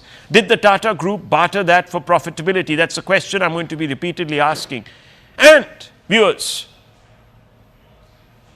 if this was the track record, if the DGCA itself was not satisfied as it maintains on its own, and let me read out something to you, viewers, from another part of this report that I have. It said, in May 2024, the DGCA issued a show cause notice after 2 long-haul flights left passengers in stifling cabins without proper air conditioning. The notice stated the airline was time and again failing to take due care of its passengers, unquote. It is just a mentality. And the DGCA, if it found that the airline was so constantly in breach of its own standards, why didn't it do something about it? There's also something else. A whistleblower had urged the maker of the Air India Dreamline plane, Boeing, to ground the fleet. Boeing engineer Salehpur urged maker to ground every 787 Dreamliner, flagging risk of premature failure. Salehpur claimed manufacturing giant took shortcuts to reduce production bottlenecks while making the 787. He also came out with a complaint that read, gaps in separately manufactured fuselage sections faulty, reduces durability, raises the risk of a catastrophic failure. I'm not saying that happened earlier today, but between 21 and 2023, the Federal Aviation Administration of America and Boeing paused deliveries of the new Dreamliners to investigate the issue. Boeing later stated it had updated its manufacturing process and deliveries eventually resumed. Did Air India do its due diligence with Boeing? How did it satisfy itself that Boeing has taken care of the problem? What was the nature of this due diligence? Because in just this year, there have been 6 incidents involving the 787. This is the sixth aircraft incident in 2025 involving a Boeing 787 Dreamliner. Washington-bound Boeing 7878 Dreamliner made an emergency landing in Lagos after declaring a mid-air emergency. September 2024, an Air India Boeing 787-800 passenger plane en route from Delhi to Birmingham made a precautionary landing in Moscow due to technical issues. There was another problem between an Air India plane, Dreamliner, Delhi to SF, made a precautionary landing in Siberia. Why? Because the crew detected a potential issue in the cargo hold. May 2024, Boeing warned airlines flying its 787 Dreamliner model to inspect certain switches in the cockpit after a New Zealand-bound LATAM plane dropped violently mid-flight, injuring several passengers. You might even remember that incident. There's also the Turkish angle, viewers. Air India had signed an agreement with Turkish Technic for the maintenance of its wide-body aircraft. After Operation Sindoor, this was reviewed, or the contract is under review. I don't know the exact status. I'm not saying at all, viewers, that it did this so deliberately. But viewers, there are a lot of questions that need to be answered, specifically aimed at arriving at a conclusion: could this have been prevented? With greater care from both the DGCA and Tata. Today, the Tata Group has expressed regret. But is it nearly enough, viewers? Noel Tata, chairman of Tata Trust, said he's deeply saddened by the tragic accident involving Air India Flight 171. Heart-wrenching incident has brought immense grief to countless families. Our thoughts are with all those who have lost their loved ones, and our heartfelt condolences to bereaved families, and stand in solidarity with them during this unimaginable time, unquote. What won't go unnoticed is that the crash has taken place within days of Boeing settling a case with US Department of Justice. Two major crashes that were due to faults on Boeing new 737 MAX model. Nothing to do with this aircraft, viewers.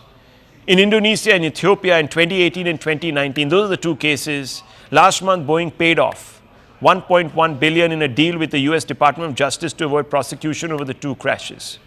Lawyers for some of the victim families called the payoff deal morally repugnant. Now, viewers, some questions need to be asked. We can't simply put this down to misfortune. We can't simply put this down to an awful constellation of consequences. No, viewers. We still don't have the report, but far too many lives have been lost on the ground and in the aircraft. And I want to open this up.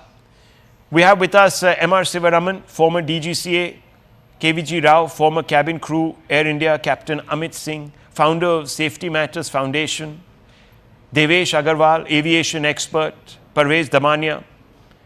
All of these people are very well known. Suhail Seth will also be there with us in just a few moments. But I want to first begin asking some very straightforward questions. And I want to begin with former DGCA KVG Rao, former cabin crew Air India also. Now, Captain Amit Singh, are you there with us? Okay, why is he not there? Let's get him on because it's important. Mr. Sivaraman, former DGCA, what do you make of the incident today? What do you make of it?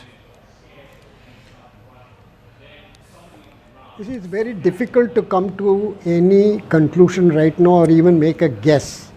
Normally, when an aircraft is cleared for takeoff, it is cleared with respect to all its parameters, without which no pilot of the experience of this gentleman who took command of the aircraft would have accepted to fly the aircraft.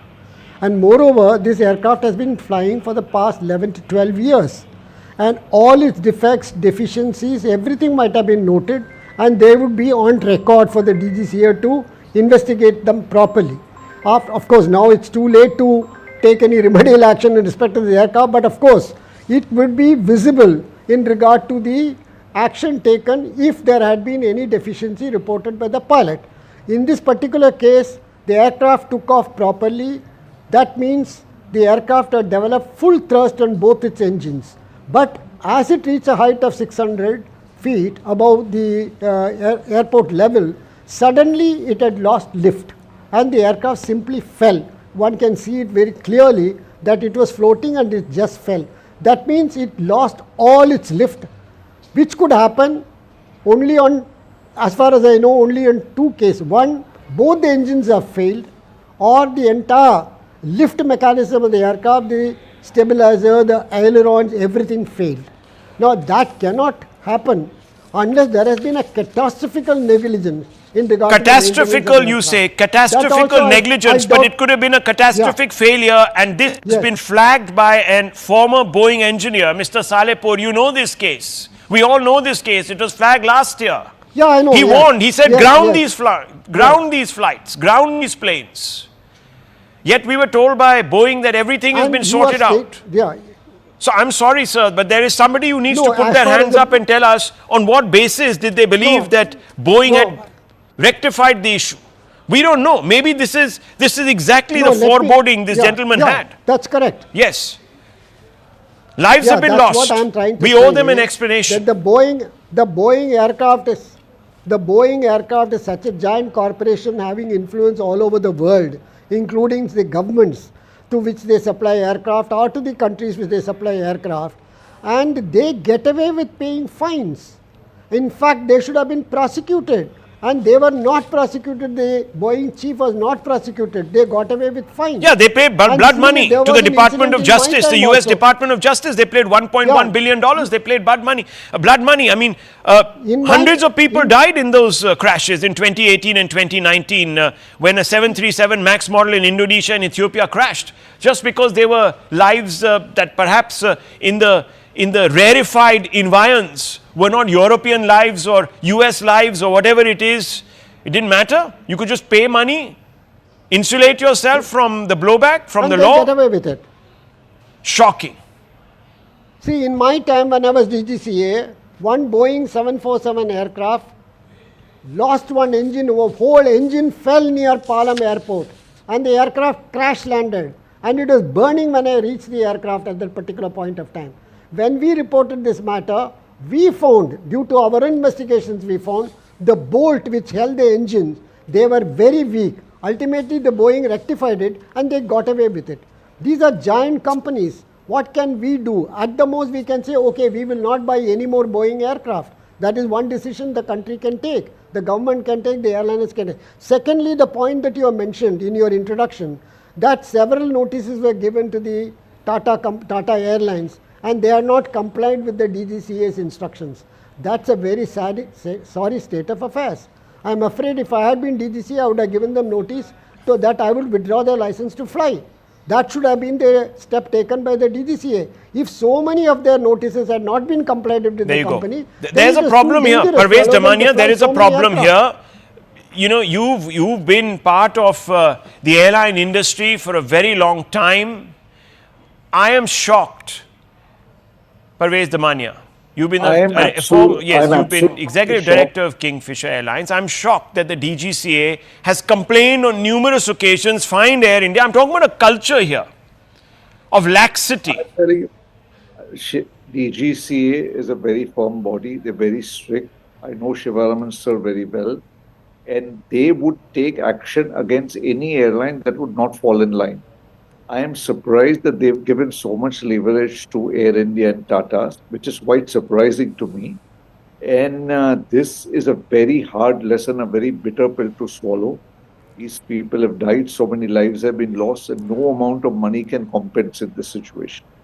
As far as Boeing you are talking, now the problem for the world is there are only two manufacturers left, Boeing and Airbus. So you have to choose between the two. Today, any airline in the world cannot ignore Boeing completely. There has to be some amount of competition, there's some amount of strategy. So airlines are forced to buy Boeing or Airbus. So a lot of people end up buying Boeing, and that is the reality of the situation there is.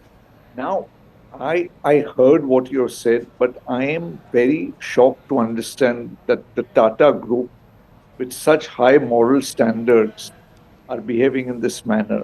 This cannot be excused. And this is a very, very, very expensive wake-up call.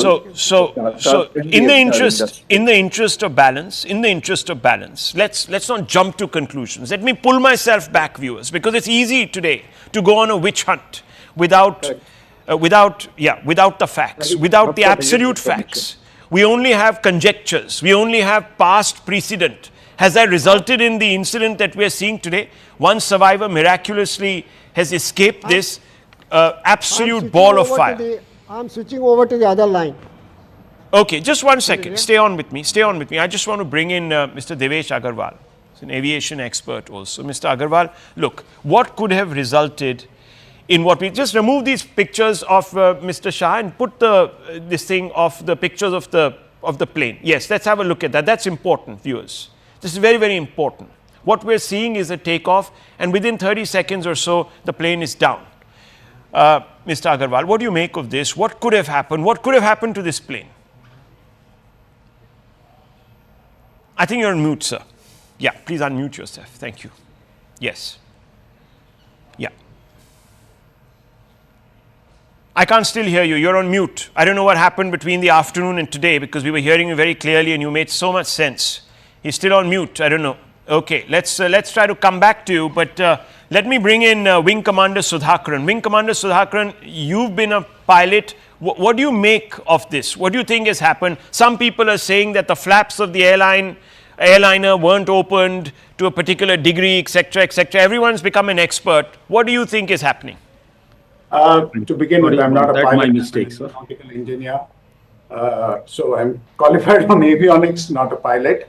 But having said that, having served in the Air Force and having been around the aircrafts and seen enough accidents, see, any accident, the primary cause is generally assessed through what is called as the Swiss cheese model. And that has been brought out by many experts. It's not one reason which leads to an aircraft accident.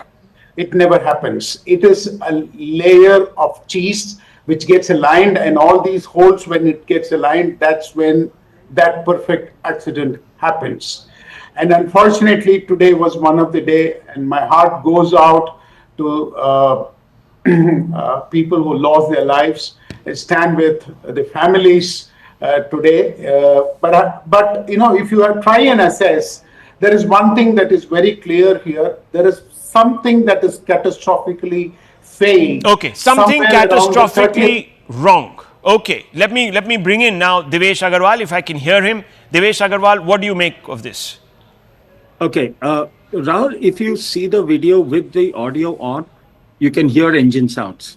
So, you know, the thoughts of people saying that there's a sudden loss of power. Actually, there seems to be a sudden loss of lift. Now, that could happen for a variety of reasons, including an engine failing. But the thing is, these GE engines, the Gen X engines, are, you know, from a family of GE engines that are over 30 years old, and they have got a solid reputation. In fact, you were mentioning the flight which was from Delhi to San Francisco, which had to divert to Russia. It was a 777, and all 777s are powered by GE 90 engines. And these are the engines that have proven so reliable that earlier, when aircraft used to fly, they had to be within 60 minutes of an airport for diversion. Today, that time frame has shifted to 6 hours, which permits these, you know, flights of Air India over deep parts of Russia where there is no airport nearby, purely based on the reliability of that engine. Now, even, and just a small piece of information, any aircraft has to certify, it has to prove that it can take off at its maximum takeoff weight, full of fuel, full of equivalent of passengers, the maximum specified takeoff weight of the aircraft as specified by the manufacturer. It has to prove that it can take off with one engine failed. If you go to YouTube and just see, Airbus has to do it, Boeing has to do it, Embraer has to do it, Comac has to do it. You know, we talk about Russia, MC-21. There are now 5 different manufacturers. All of them have to prove that their aircraft can fly with one engine, or rather take off with full weight with one engine. So here, it exactly as one of our panelists from the Air Force saying it's a Swiss cheese model. No accident is a result of a single cause. It is always a series of slices of cheese where the holes line up and mistake after mistake after mistake. Now that mistake could be human, it could be weather, it could be technical, it could be mechanical.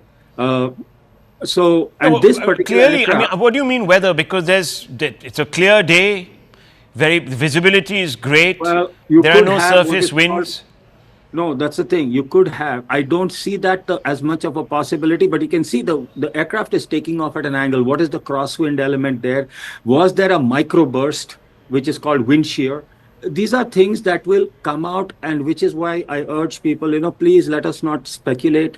Let us wait for some kind of preliminary report. I'm very, very sure that the accident investigators from India's AAIB, because they will be assisted by the US NTSB, by Boeing, by GE, by Air India, by AAI. There will be a big investigation team, and it will come out. So we just have to hold on for a little while and let's avoid speculation, because honestly, I feel we do disservice. No, but we're also looking at a pathology here. We have to look sir. at the pathology. Look, yes, of course we have to wait. No one is foolish enough to think that the pilot would want to fly an aircraft that is compromised in any which way. No one is suggesting for a moment that Tata willingly has put passengers in jeopardy by flying this aircraft because it knew something but decided not to act upon it. I'm not getting there. I'm not talking about that kind of culpability, but I'm talking about a laxity, a lax approach towards passenger and air travel, passenger safety and air travel, and there has been enough of a history. And the DGCA, look, I don't know about the DGCA, but the little experience I've had covering news for a while now, I have noticed that the DGCA, some people here say they take a lot of action, etc., but I've also seen when certain things have been permitted, which should not have been permitted. We've seen this in the past. Rahul, if I may, Air India, at least see, the aircraft may not have been maintained internally, kept clean, things were breaking, things like that, I can understand that. But Air India engineering, they have a very strong reputation. Okay, look, I mean, let me just 5 seconds, 5 seconds. They have a reputation of sending out airworthy aircraft. You see, Air India flights are not this thing. You talk about diversions and all. Hey, that happens so regularly. Okay. Let me bring in KVG Rao. He's been a part of Air India before. Mr. Rao, tell me, Air India is above blame because their brand, their values are unimpeachable. That's the sense I'm getting on this panel. Would you agree with that? Firstly, Rahul, my heart goes out to the people whose lives are lost. Having said that, Air India always had a very bad track record of flight safety. I have been flagging the flight safety violations since the year 2008. And there are innumerable, like I can tell you around lakhs of flights have flown illegally and contrary to rules. I'm not getting into that now. Air India got privatized under the Tatas. After the Tatas, also the culture didn't change in Air India. Profit took over the thing. I'll give you a simple example, Rahul. This is a DGCA report in July 2023. They conducted a surprise raid on the Air India and they found that the checklists were physically signed by an auditor from CMS department, which does not fall under the approval and inspection scope of DGCA. But till today, nothing has happened to that officer. She has got promotions. She has risen from GM to director and finds her way always into the flight safety department. The DGCA has been the most lackadaisical organization that I have seen from 2008. I have filed numerous writ petitions in the Bombay High Court and the Delhi High Court. Unfortunately, the courts, there are delay in the courts, it's happening. I have documented at least 1 lakh violations from 2018 to 2014. Now we come to know that in 2017, when we filed a writ petition before the Delhi High Court, that DGCA did not have the powers to make those rules also. So DGCA was actually fudging reports. And our worst sector was the India-Australia operations. Flights were operated despite a report given saying that if you operate in the manner that you are operating, the flight safety risk is 25 times the permissible limit. And it is their own report. It is not my report. But the DGCA has been sleeping over it. Why? Why do you think? There is a quid pro quo. If you want me to be very honest with you, it's a quid pro quo. It's as simple as that. I have not won. Here I have DGCA saying that medical reports are forged. Can you go through some of these documents, sir? Tell us a little bit about this. I'm completely shocked right now. Provision of QR code on the test reports for medical examination. It is noticed by the medical DTO, DGCA, DSCA headquarters that of the reports submitted by license holders to undergo medical examination are being amended, not amended, EMEN. That means they have been forged to normal values and submitted. What action has been taken against those people? Nothing. The flight safety director gets away with blue murder. Here, this is another thing. DGCA report. Wrong crew on a flight. And they flew halfway to realize that the person on the left hand side was not competent to be on that aircraft in the first place. Oh my God. No action. No action taken. And which airline is this? Which airline is Air this? India. I am only talking about Air India. When, sir? When? What period? What time period? 23rd August 2024. So this is after Tata's took over? Yes, 23rd December 2023. Okay. July 2023. Rahul, I will not make a statement without having documents. I have approached the Civil Aviation Minister n number of times. His ears have been filled by people who have committed these frauds. Which Civil Aviation Minister? You talking about Mr. Naidu, the Union Civil The Aviation present Minister? one also, I just sent a mail to him, and the earlier ones also. In fact, for violations, I have also obtained court orders to file FIRs. They have taken it to the High Court, fraudulently obtained interim release. We are fighting it. I have been fighting this battle, Rahul, since 2008 on the flight safety violations. After the arrival of the 787s, all the rules were tweaked. Each and every rule on the India-Australia operations where Air India started their 787 flights were tweaked. Contrary to what Mr. Naseem Zaidi, who was then the DGCA, was very particular. That no, this is how you will operate these long-range flights which are over 14 hours of flight time. It is their own DGCA officers who have violated those rules. We have brought it to their notice, but nothing happens. Because like I said, there is political compulsions, there is maybe gratuities involved. And I make this statement with full responsibility, Rahul. I have seen it day in and day out. I have been a victim of exposing these corruptions. So tell me something, sir. You said that you've approached the courts. You're not getting a hearing from the executive or from the DGCA or from the airlines, what have you, but you approached the courts. And what has the court done?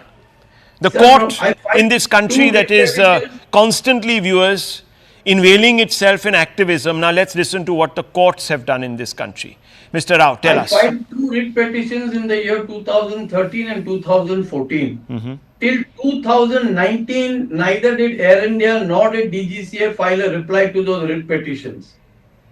And 2019, the present Chief Justice of India, Justice Gawai, had to pass an order saying it is unfortunate that for 5 years you have not filed a reply on the violations that took place from 2013 to 2019. My gosh. I have filed criminal cases on these people because they have endangered lives. The court, and I'm sorry, the courts also have let me down badly.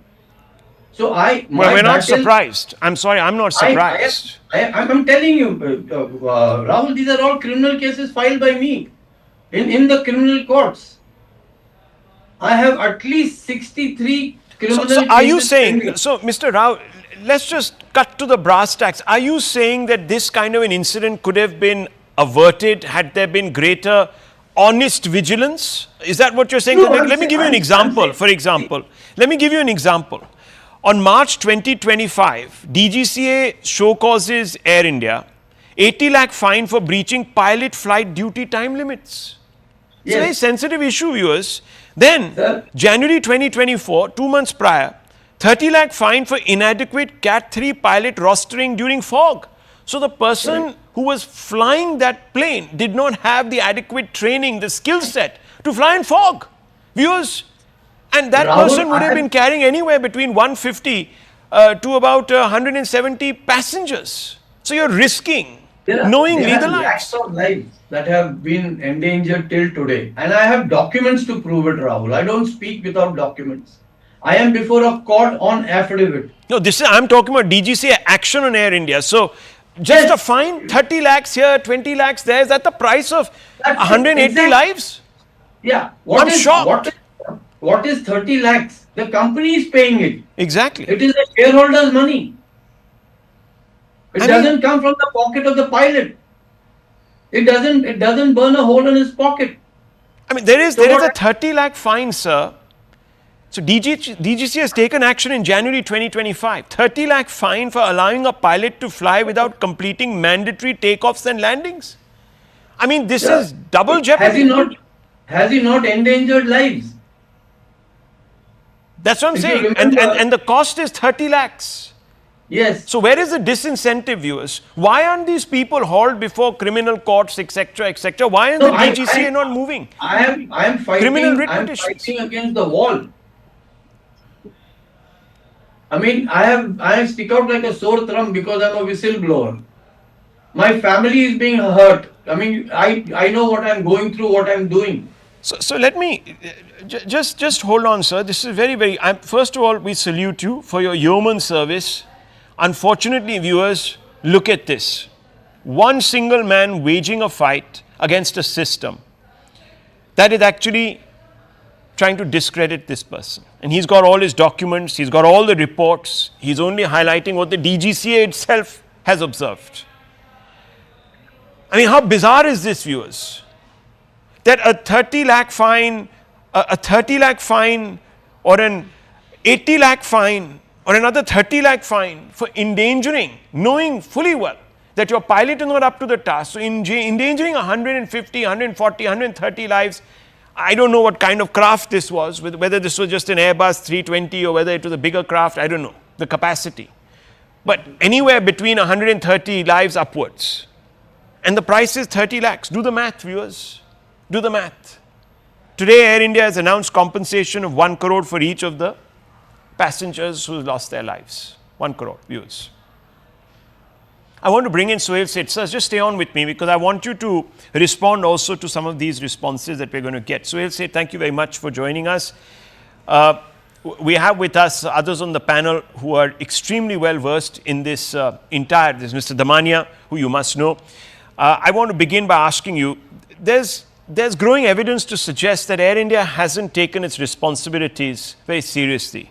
And therefore, can the Tatas just walk away from all of this thinking that they're blameless, Mr. Seth? I don't think the Tatas are the kind of group that will walk away from any responsibility. Rahul, you were there when 2611 happened. Ratan Tata, R.K. Krishna Kumar at that point in time stood right outside the Taj. Mr. Tata attended every funeral. We gave help to everyone. The Tatas gave help to everyone. They offered help, both financial and emotional. I don't think the Tatas as a group is the kind that will walk away from anything. A. B. You've seen N. Chandrasekharan's statement. The statement very clearly says that we will get to the bottom of this. We will offer all the support, all the help to all the families that have been affected by this crash.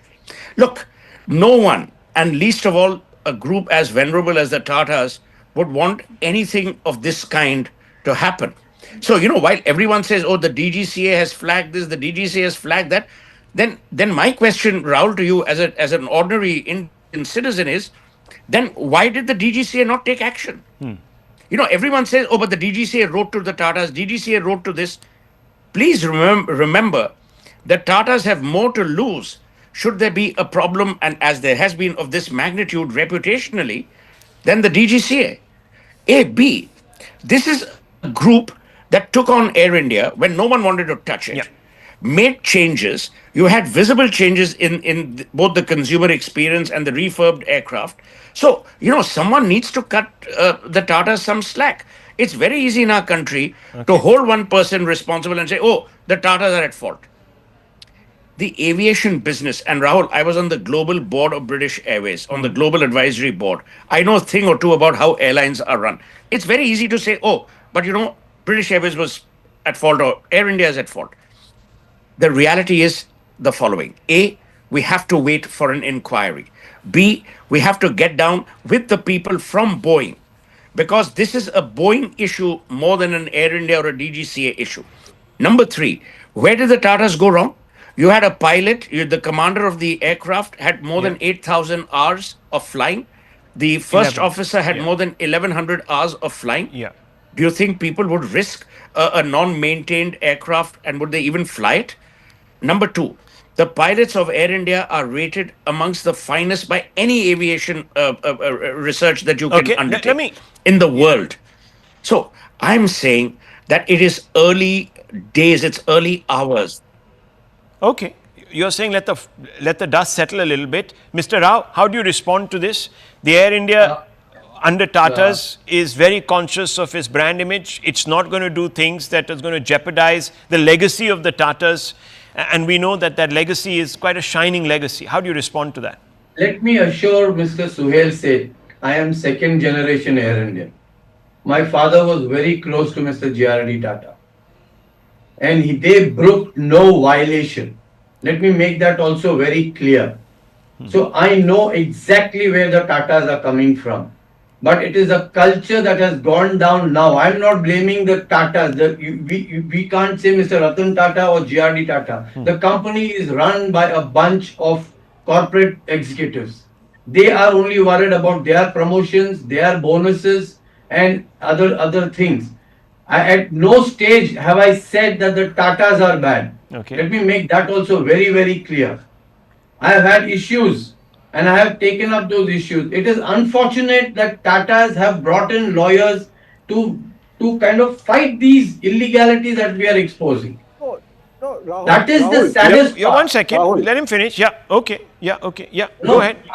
Like I said, I have the documents. Yeah, okay. It's not, so Mr. Damania wants to respond to you. Rahul, see, any company will try and protect the reputation. If somebody files a case, Tatas are bound to bring in the lawyers. How are they supposed to not protect the reputation? See, I am 100% sure that Tatas would not cut any cost as far as the engineering standards are concerned. It's a cash-rich company. It's not a company that's going down or some company running tight for money. No, I'm not implying. No, hang on. I'm not. Let's be very clear here. I'm talking about owners. You want to ruin the reputation? No, that's true. But we also know that this is not a charity, right? You have to make profits. There are people who've come out from within Tata Group, within Indian Airlines. Sorry. No, 1 second. There are people who've come desperate to make profit that they will take risks. Okay, let's not be so sure of that. Okay, but then hang on. The next question. We are jumping the gun. No, I'm not jumping the gun. I am only interested. Voice recorder is found. We are just guessing. No, that's fine. But I'm interested in. Look, this may not have anything to do with any of these pathologies that I'm referring to here. None of this backstory might have actually led to what has happened, and I respect that point of view, sir. I completely, Mr. Damania, respect that point of view. But if you are to prevent the larger rot from infecting other services on other days, we also have to, on a day such as this, look at that issue. And if there are issues, they need to be addressed. We have to minimize risk, don't we? At every stage, safety comes first in aviation. There we go. So I am looking at a track record that doesn't inspire much confidence. I don't know if this is about making money, saving, the extra rupee here or 10 rupees there to boost profitability. I don't know. I'm not going into all of that. But what I'm seeing is a kind of laxity. It's a kind of culture that I think Mr. Rao is referred to. He's talking about the corporatization of Air India under the Tata. Then Mr. Suhail said, look, if the Tatas are so conscious about their image, why would they deploy, for example, pilots that aren't adequately trained to operate in low visibility conditions during fog? I mean, this was in 2023, late December 2023, and they are fined in January 2024. Mr. Seth, can you hear me? Yeah. It's a great point that you've raised. Now let's go step by step. Fog is an issue with two things. Number one, the airport equipment. And now you know that one runway from June 15 in Delhi is going to be shut because they're going to expand the runway from 610 to 900 meters. And they're going to install equipment which will allow for fog landings. Number two, why are you blaming only Air India or the Tatas? All airlines have suffered. There have been diversions where an Emirates flight trying to land has had to Just go a back minute, because the just a minute, catch Mr. Seth. I have to go straight across to Mr. Amit Shah.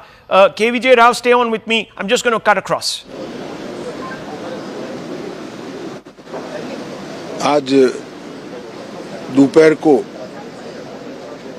Air India की flight संख्या AI 171 दुर्घटनाग्रस्त हुई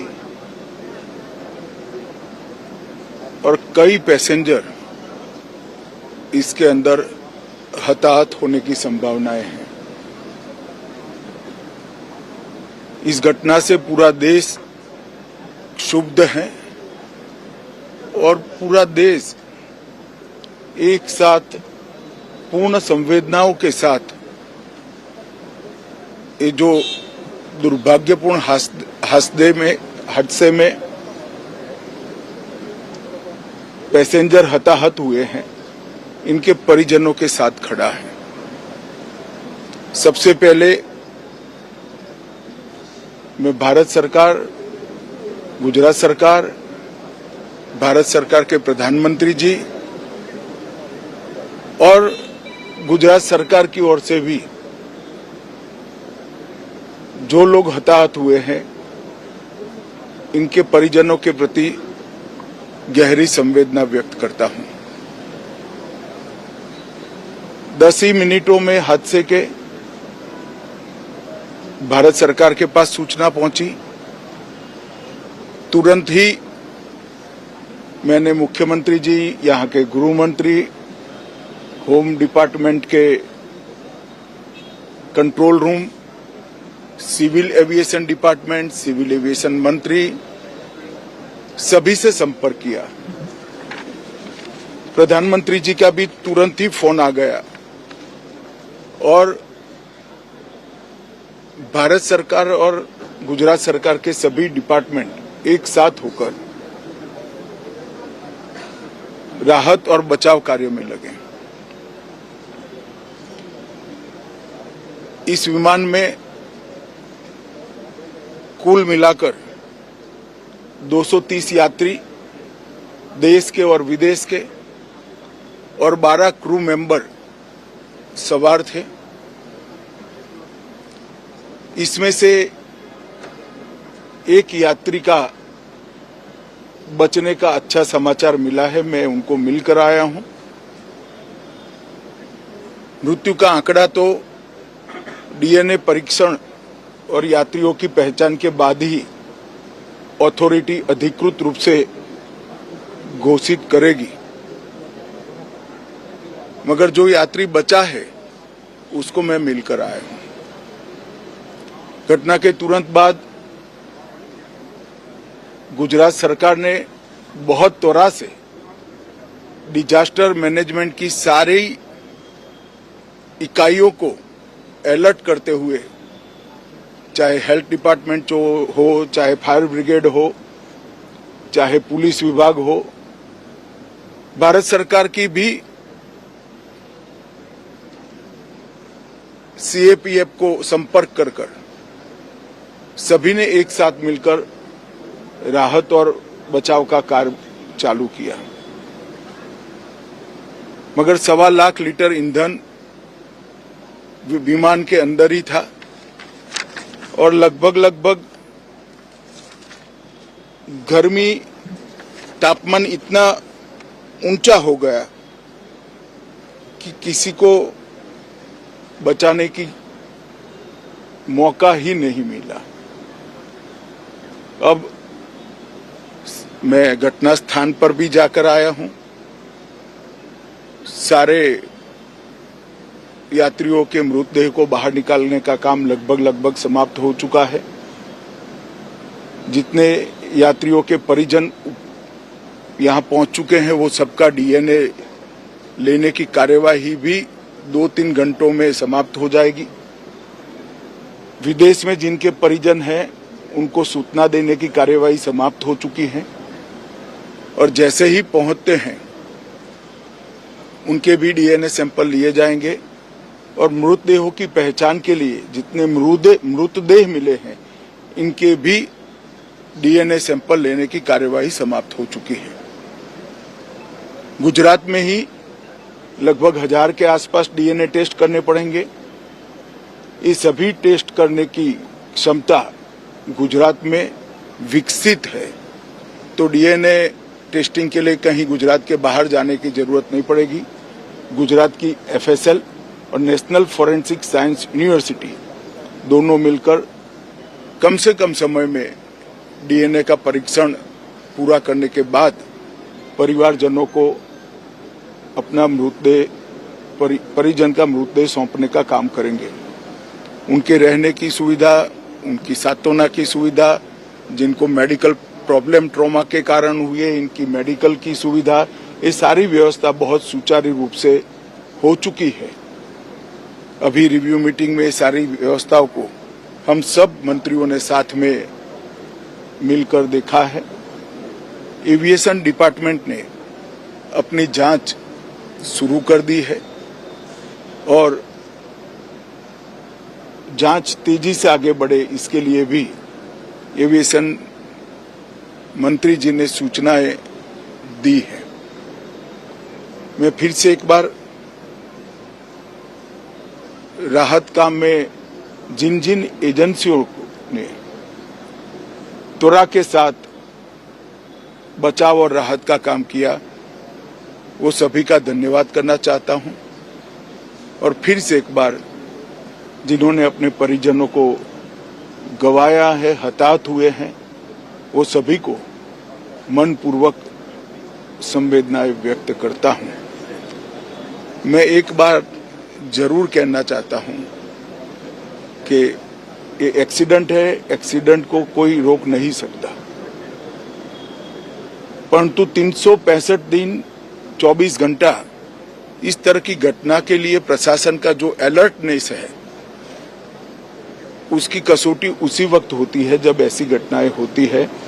और आज गुजरात के disaster management की तैयारियों का एक प्रकार से दुर्भाग्यपूर्ण तरीके से मगर कसौटी हुआ और बहुत त्वरा के साथ यहाँ पर काम किया गया, वो पूरे देश के मीडिया के सामने और परिजनों के सामने भी आया है। अंत में मैं फिर से एक बार सम्माननीय प्रधानमंत्री नरेंद्र मोदी जी की ओर से, भारत सरकार और गुजरात सरकार की ओर से सभी हताहत लोगों के परिजनों के प्रति गहरी संवेदना व्यक्त करता हूं। धन्यवाद। Mr. Amit Shah there speaking about the tragedy and the relief and the rescue efforts that were mounted. Mr. Rao, where do we go from here? I also want to bring in Mr. Devesh Agarwal right after that, because we have a survivor, a miracle survivor, and I want to understand how that can actually happen. How can, after this fireball, someone walk away? But Mr. Rao, what's your quick assessment of the way ahead from here, Mr. Rao? Can you hear me? Yes. Where do we go from here, Mr. Rao? Do we have him? I don't think we have him. KVJ Rao, I think we've lost him there. But this is the picture, viewers. Air India miracle survivor walking away from that crash site. Mr. Agarwal, what do you make of this? How is this even possible? Even Amit Shah said that this was a miracle. I mean, a plane carrying 1.25 lakh liters of ATF goes up. Yeah. And in, I think, 11A seat, we have a survivor. God works in mysterious ways. I guess this gentleman's time had not come. and God has saved them. That's the only one word I can use for it.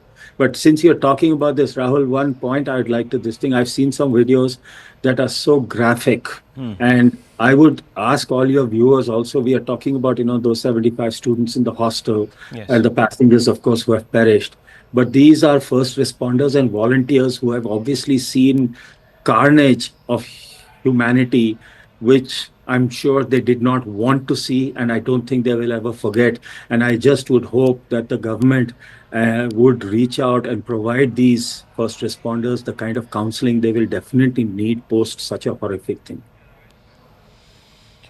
Mr. Rao, very quickly coming out to you, where do we go from here? What do you think are the next steps? Who needs to principally answer, face the press, come out and give some basic answers? Rahul, it's very simple. The DGCA needs to pull up its socks. They wanted to make the DGCA an autonomous body. It didn't happen. And we know why it was not allowed to happen. The fact remains is till we clean up the whole system, sir, it is going to be a problem. And it is getting murkier by the day. Like Mr. Seth was saying, why aren't we discussing other airlines? Let me tell you, sir, as on today, every aircraft is in violation of the minimum crew limitations. DGCA themselves have written a letter to me. But the fact remains is, where all can I go and what all can one man do? If the institution doesn't want to change, how can we get in? I can only it's take the system, Mr. water, Damania, that is on test tonight. It is the system, Mr. Rao says. It is, first of all, we have to admit one thing for sure. The aviation industry in India is growing very, very, very fast. It is growing, the fastest growing aviation industry in the world. We've already become third largest industry. And I am 100% sure the government is trying to buckle up and shape up and increase the capacity of the Director General of Aviation. But sometimes it's not possible. Our infrastructure is not keeping pace with the growth. Now, we may say it's good, bad, but this is the reality. The growth is fantastic. It is changing the entire country, it's supporting the country. Okay. And when an industry grows at this speed, there are going to be problems. I'm sure the government is going to do everything possible to bring this into better shape. But I think not if we don't ask the right questions. Not if we don't ask the right questions. We need to ask the right questions. Okay, no, hang on. Let me go back to Mr. Seth. I had to cut him off there. Mr. Seth, look, it all comes down to accountability. The Tata is very conscious, you say, of their image, but then we have seen aberrations. Mr. Rao has also pointed them out. I have the details here. What do we do in a situation like this? We don't ask questions. What do we do? They're going to install equipment which will allow for fog landings. Number two, why are you blaming only Air India or the Tatas? All airlines have suffered. There have been diversions where an Emirates flight trying to land has had to go back because the Cat 3 equipment is not working. The problem, Rahul, is no one understands, and you more than anyone else will understand when I say what I'm about to say. Pilots have to be type rated for Cat 3 landings. And that is why, if you see pilots in countries where there is a lot of fog, whether you look at the Nordic countries, whether you look at some parts of America, they're Cat 3 trained. That Cat 3 training requires investment, which the Tatas have made.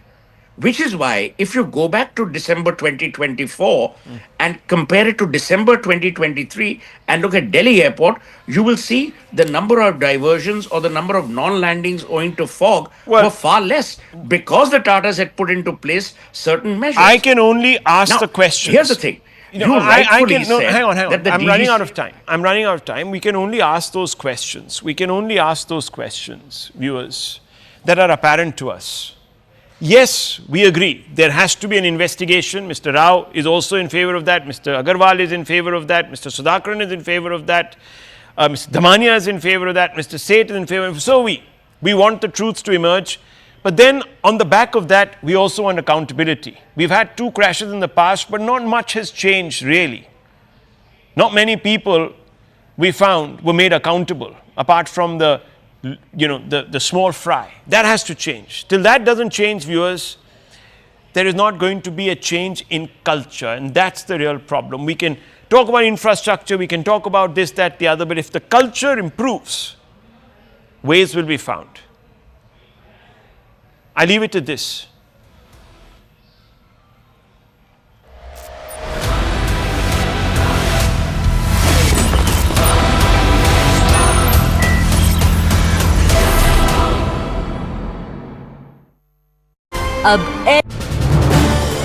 This is News 18 Network.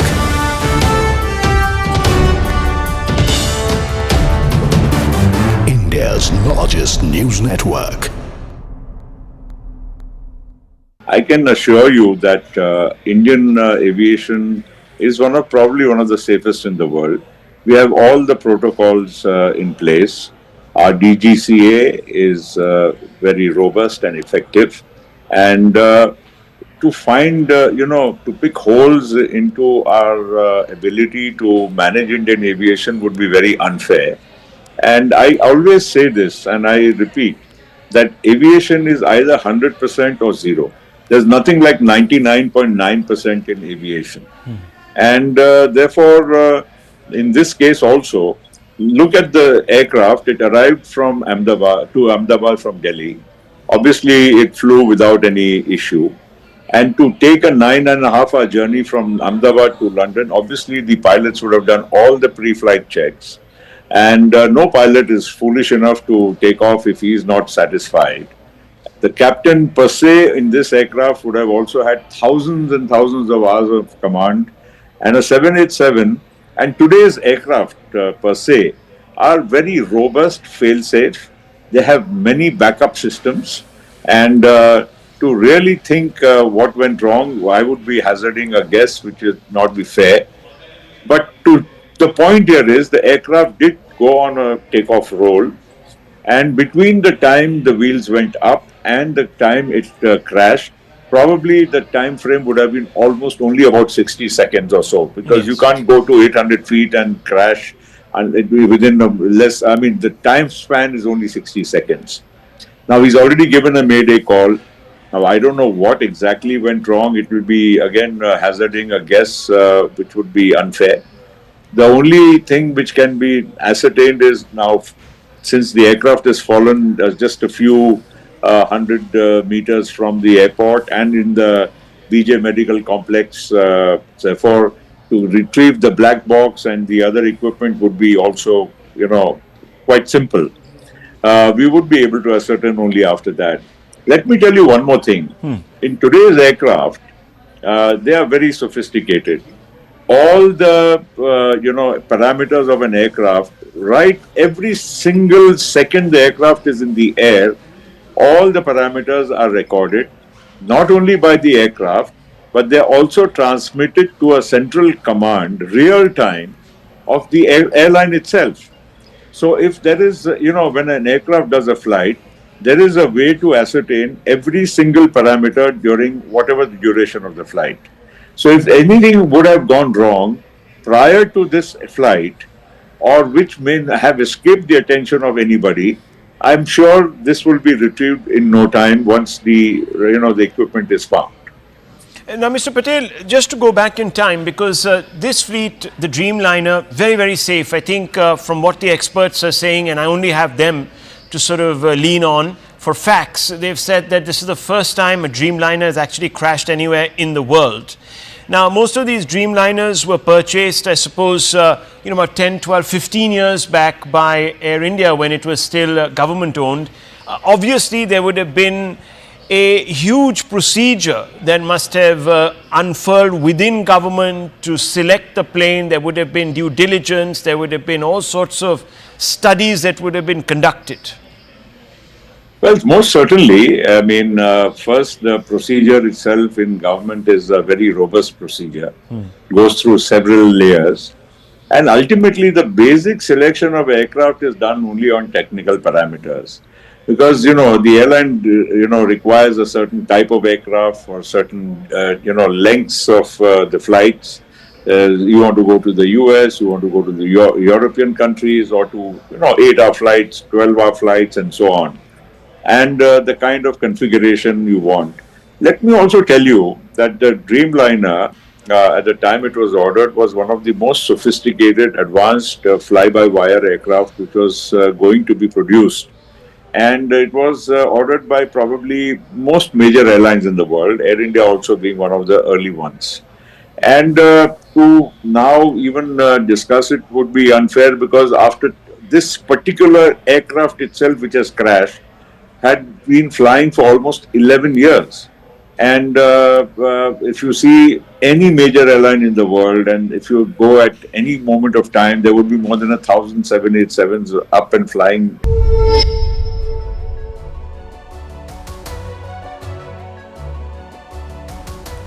Hello, Namaskar. This is First Post, and you're watching Vantage with me, Palki Sharma.